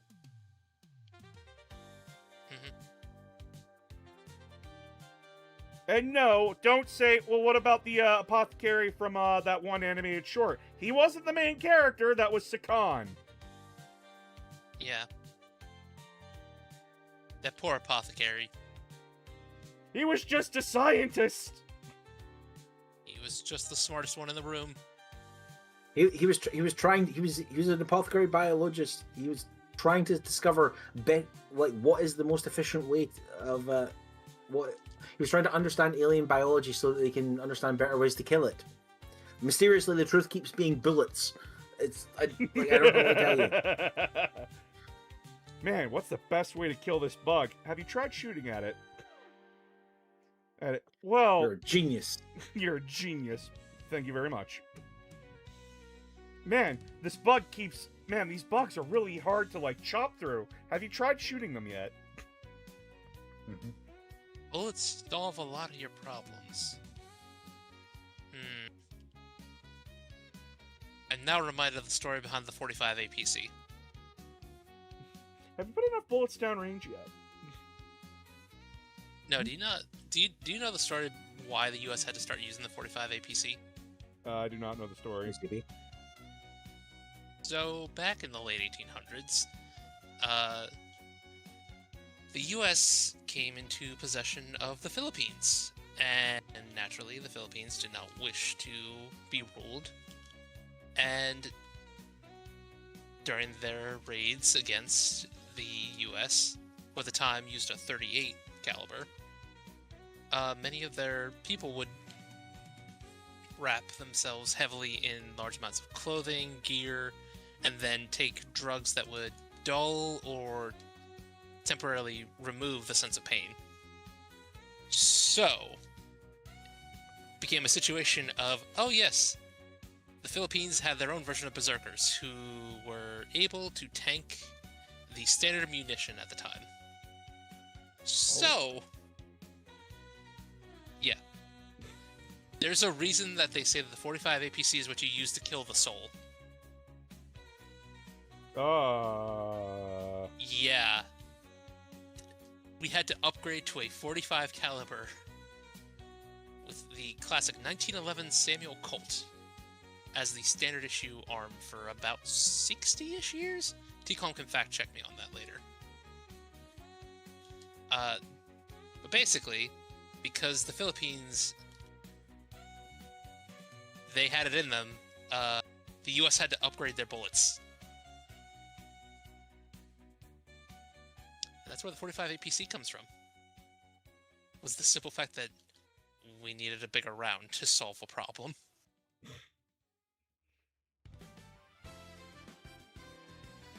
Jesus Christ. Yep.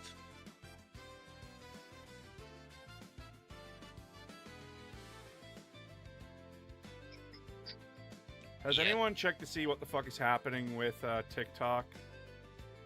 I don't think any of us have touched it in a while.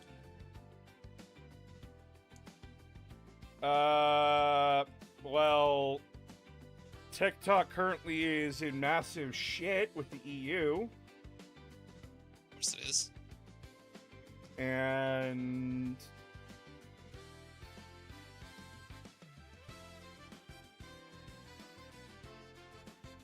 it's just like, Yes, what Nat isn't Geo, wrong with it's them all right about now? stopping power.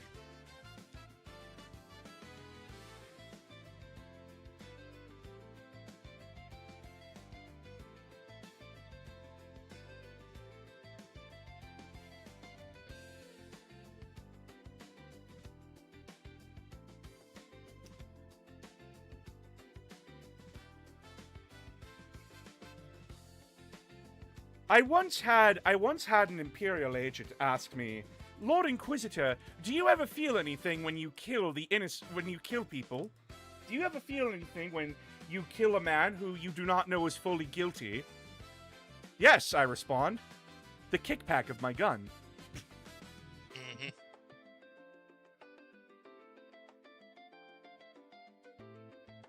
And the satisfaction of a properly ventilated skull. I like how they whistle. A man who is not guilty of anything is guilty of wasting my fucking time. That is still one of the most casually brutal lines I have ever heard. Yeah, it came from a man sitting on a glorified scooter. Exactly. Hey, you put some. Come on, put some respect. She has now transitioned and joined the sororitas. It's fine. Sorry, my bad. I'm not putting respect don't- on we that don't deaden for a in here. different reason.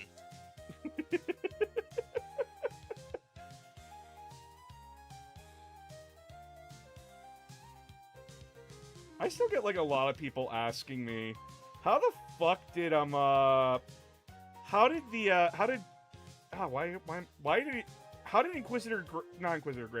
did Commissar Graves kill that officer in Return of Yarick when Yarick was in the room with like a Sister of Battle and like the other officers who were there? And I responded, What? that's the Oh, thing. they left. They left Officer the Yorick room. had left with his retinue. Yeah, he went to go And try to just- warn people about Gazgul coming back to Armageddon, And then she took that moment to say, "You're a fucking coward and a failure," and then shot him. That's how she did it. Also, yeah, like the Sister of Battle and the other Inquisitor are in the room at the time. They just don't stop her. Yeah, why would they stop her? They're not expecting Yeah. Well, it's not like it doesn't look like they care. Like, Exactly. Why would they care? They're not the ones having pistols pointed at them. oh, it's army bullshit. Fine. Yeah, because like it's an Inquisitor going, oh, listen, the personalities in that room after Yark left was a very angry bitch, some lady who really could give less of a fuck about Imperial politics and just wants to go crush orc skulls, and a guy who went out of his way to hunt a species to extinction so that way he could say, I'm the only one that owns this cool-ass horse. Mm-hmm. That's the vibe of the room. I entirely forgot about that third one. Believe it or not, in tabletop, he's actually kind of fucking terrifying. His Why, is gun he like a mounted leader? his gun gets stronger the more you shoot it. Oh. Mm-hmm. Oh, so we're on that kind of BS.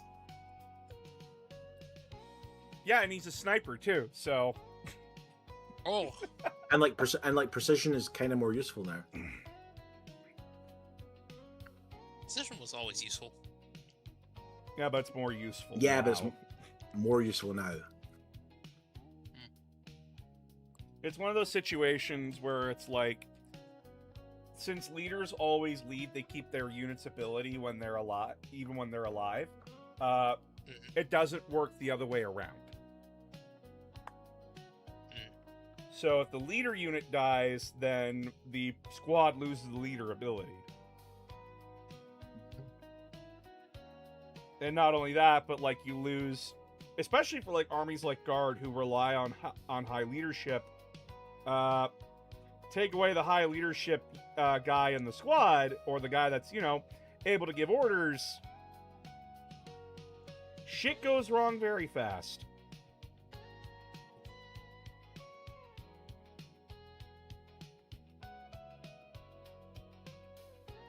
It's fair. That is very fair. Also, I just realized something. I was literally struggling to talk about the Gene Stealer cults because, like, you know, they're the Gene Stealer cults. They're not very savory when it comes to recruiting people. Yeah. And now, Oh, wait, what, no, but- what's one of the two factions I have to talk about for next Need to Know? Oh. Oh, right. I have to talk about Sisters of Battle, Yeah. which That's gonna be a whole thing. We got a bucket of traumatized orphans for you here. are you gonna do? excellent. In power armor. Teach them the hymns. Not just that, their backstory. What were they known as? Yeah. Back in the days before the Age of Blood. The Brides of the Emperor? Look, GW doesn't elaborate on the things that Goj Vandar did with them. We don't want to know. We don't want to think about it. We just You want know to put another he bullet. really liked feet. Thank you, Adeptus Ridiculous.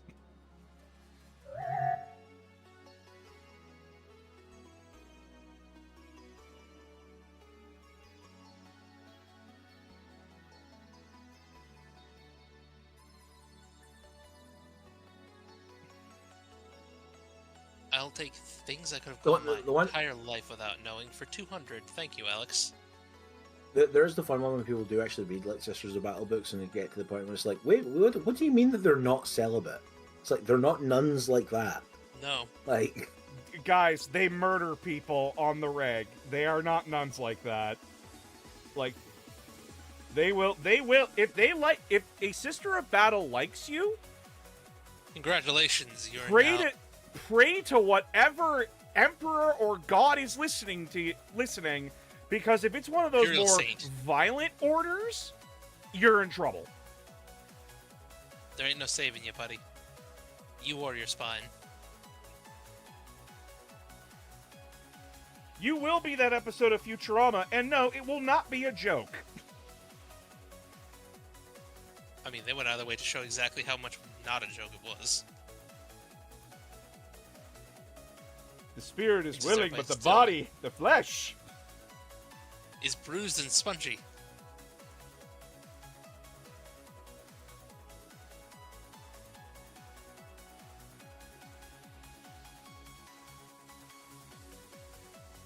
Yeah, like, sisters are...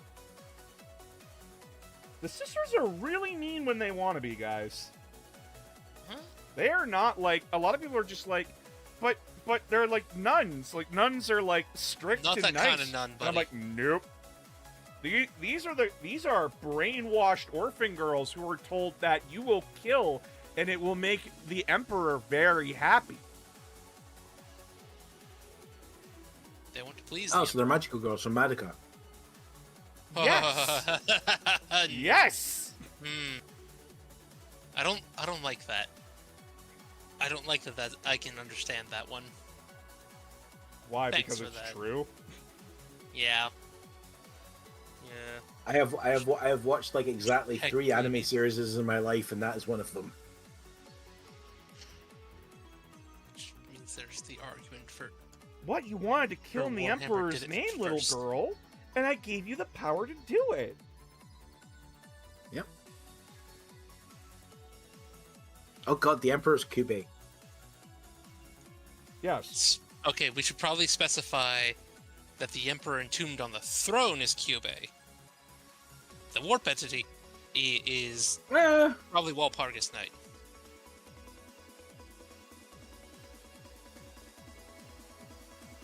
Maybe? Or is that just the Chaos Gods, honestly? Like, It's true. Could be. the manifestation of all human suffering kind of thing? Yeah. I mean, the interesting Well, the question idea is, is that could you, Walpurgis Night is technically the the interesting question strongest is, witch. could either, like I said, it's one of the 3 anime series I've ever watched in my life. Could you guess what the other 2 are? Dragon Ball.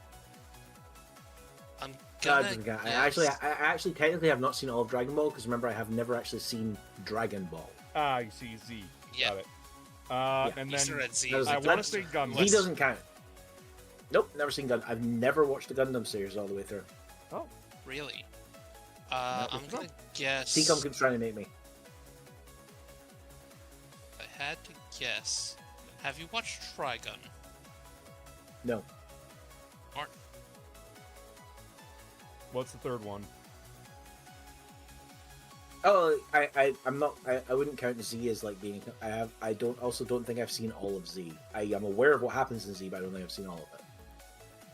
Fair.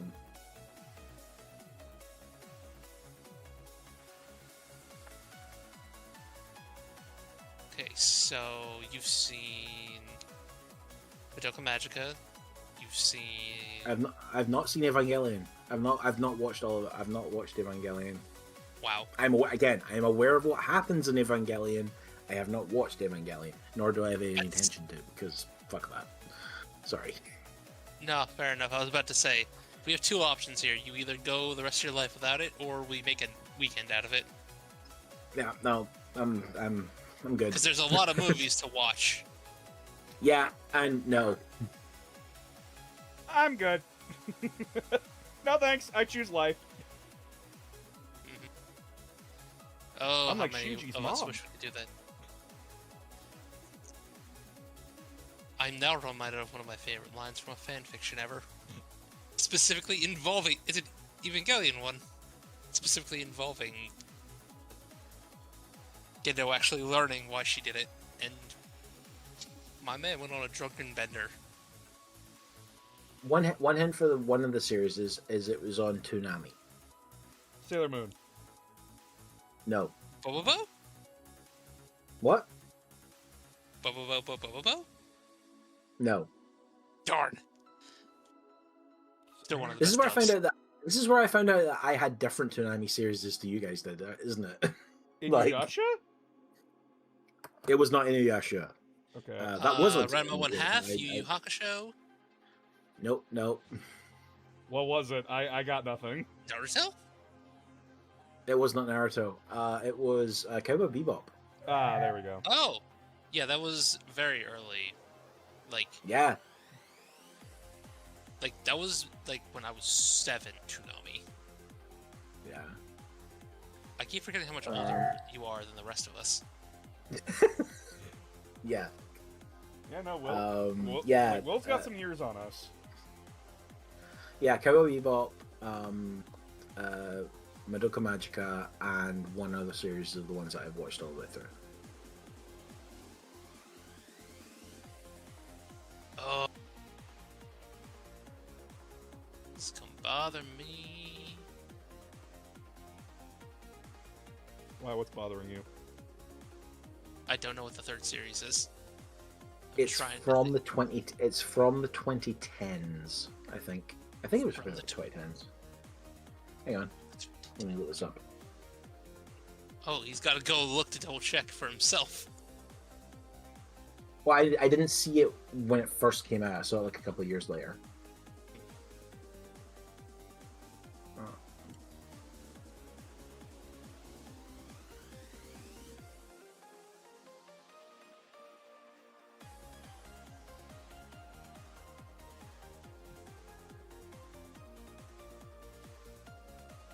Yep, it is from the 2010s.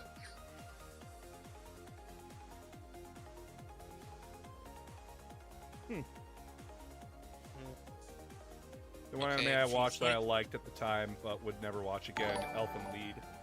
You should watch Elfen Lied, period. That's just torture porn. It's just legal snuff film.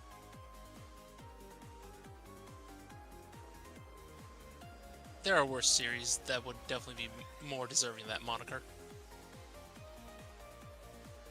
Don't I get know me there would wrong, be. they I know really- there would be, but like, that's like original edgelord shit, and I fucking hate it. Yeah. Any anime that kills a dog, just for like to show the cruelties of man, nah, go fuck yourself. Yeah, no, almost everybody who has analyzed that series has kind of been like, yeah, no, I can understand crashing out after watching that happen. Also, what the fuck kind of adults are you to allow that to happen? The adults weren't even in the room. It was just a bunch of fucking kids, and I'm like, what the fuck? Where did they get the bottle?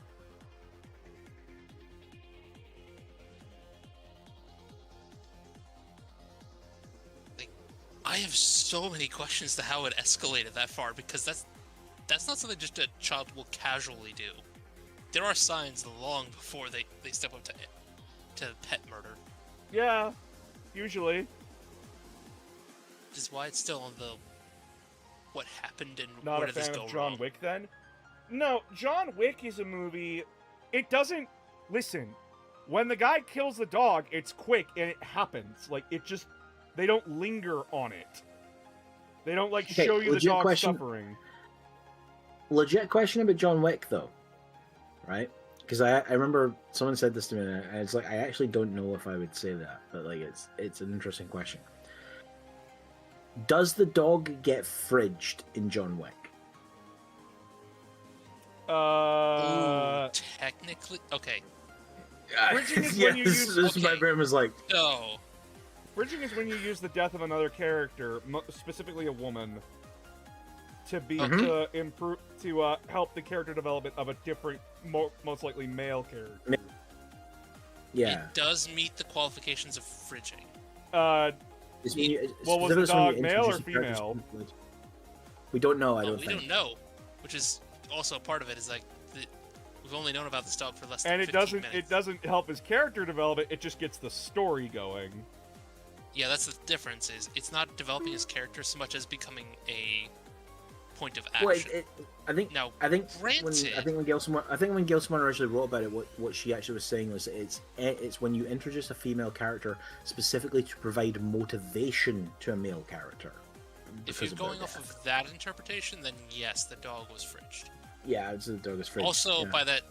by that, technically his wife was fridged before, or the dog, before the. Well, no, the because actual- the wife is not the motivation. The dog being killed is the motivation. No, you gotta remember, the wife was the motivation to leave the underground, and when she died of I believe it was cancer or some other I kind believe of it's disease. cancer, yes. She specifically had the dog sent to John so he wouldn't spiral back into the underground. Yes.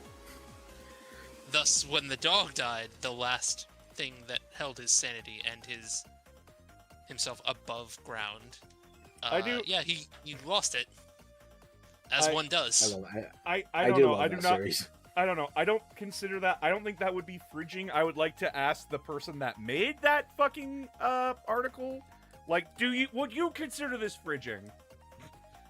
But I know it's like one of those If stupid you- questions if you- where she if would you- think I was trolling her. Oh no, and she would 100% troll you back because Gail Simmons' entire Blue Sky account is just her trolling the entire internet. It's great. Well Pretty worth much. following Blue Sky. Fair. My brain's just going Um, like, it doesn't count because he doesn't, because it's just to get the plot moving. Which, in the context of fridging, it's to give another character like more like it's to add on to their character. I mean, John's character stays remarkably stagnant through John Wick. through I all mean, four like, movies. I will say, like, in the original incident that where fridging comes from, it's not to give him like character development. It's literally It's just to be literally shock motivation. value and to motivate Kyle Rayner to go and fight a supervillain. Yeah. Like, it's not like Like, it was not Um, okay. there's not deep character development involved in that. Like, his fiance gets like murdered and shoved in the Literally- fridge, Yeah, and then it literally happens shoved in the fridge. again It's because where- it became a trope. Yep. It happened twice, I think, at least. I Happened believe to that was like Barbara a time where Gordon. they deliberately were like, yeah, I'm a copycat killer, and I wanted to set him off. Yeah, but like, No, I agree. It's still a fucked up thing to do. people wonder why more women don't read comics or don't read superhero comics in the States, because they do read comics, just not the ones that people think of when we think of comics. I was actually surprised about the amount of actually 18 plus comics there were that weren't just like, what you'd usually find on the internet. Oh, yeah. I was There's very plenty. surprised that industry I've- existed, and no, they write Oh, yeah. some good shit. Oh yeah, no. There's a reason that there's like 5 or 6 different, like 18 plus adult comics, like websites that I read. I'll have to finish There's this a one pretty at a good time, series but this of is it. as far as I got with this current Corsair, who I'm making a Raven Guard. He's looking mighty beaky. We have an Iron Hand on my desk. We have a Ultramarine, and then we're gonna have a. I have a Is guy that the throwing a red side? smoke grenade. I don't know what chapter that would be. Who would you trust with a smoke grenade out of all of the Space Marines? Probably Am I the only one trust who a would think White Raptor. Scars? I was gonna say White Scar. It's a trope that's like an interesting trope that they've maybe not picked up. There's not like a Space Marine chapter who like specialize in grenades. The Death Guard specializes in You know what I mean? grenades. Hmm. Listen, But you know what I their mean? own Like plus- the like an, plus like that an are their bodies explosive, don't count as grenades. like an explosives like specialist Space Marine chapter. I feel like that would either fall into Descendant of Loyal Iron Warriors or another Imperial Fist variant. And then this is Hmm. the complete pirate. After he's like fully dried off. Blood Ravens don't steal things. They don't. It's like That was exactly one They haven't- person who had a petty vendetta. no, When like it they came to deal- have an unusually large number of psychers amongst their ranks, and they gather things that might be lore about their background. I made That's, I like, made a whole that video is about the- it, and the meme's dead. Chat, please move on. Meme, when a meme dies, leave it in the ground. I don't know if the Emperor had a text-to-speech device is a lot to answer for. It's funny as hell, but it's like Yeah. I've been it's watching also a bit of it's also parenting. it's also like inherently that problem of like we all saw it years ago, and now have a grown whole bunch of past it. people. But now, like a whole bunch of people, like a lot of the VTuber community or stuff, are now like discovering it, and it's like so the memes are new to them. If that makes it like, you know what I mean? Yep. Yeah, so thank you all so much for coming to this little Friday hangout and chill session. We're gonna go raid into.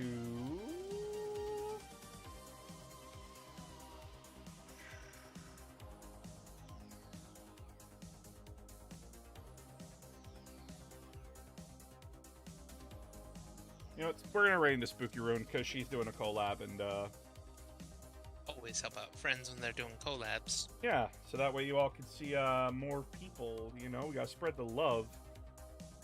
But yeah, I'll be back tomorrow during the day. We're gonna be streaming Spade Freaks with Gremlin May and a few other content creators. So I hope you all have a very, very wonderful night. And thank you all so much for coming. And I will talk to you all later. Also, Adeptus Mechanicus comes out tomorrow, so be ready for that. Good night, everybody.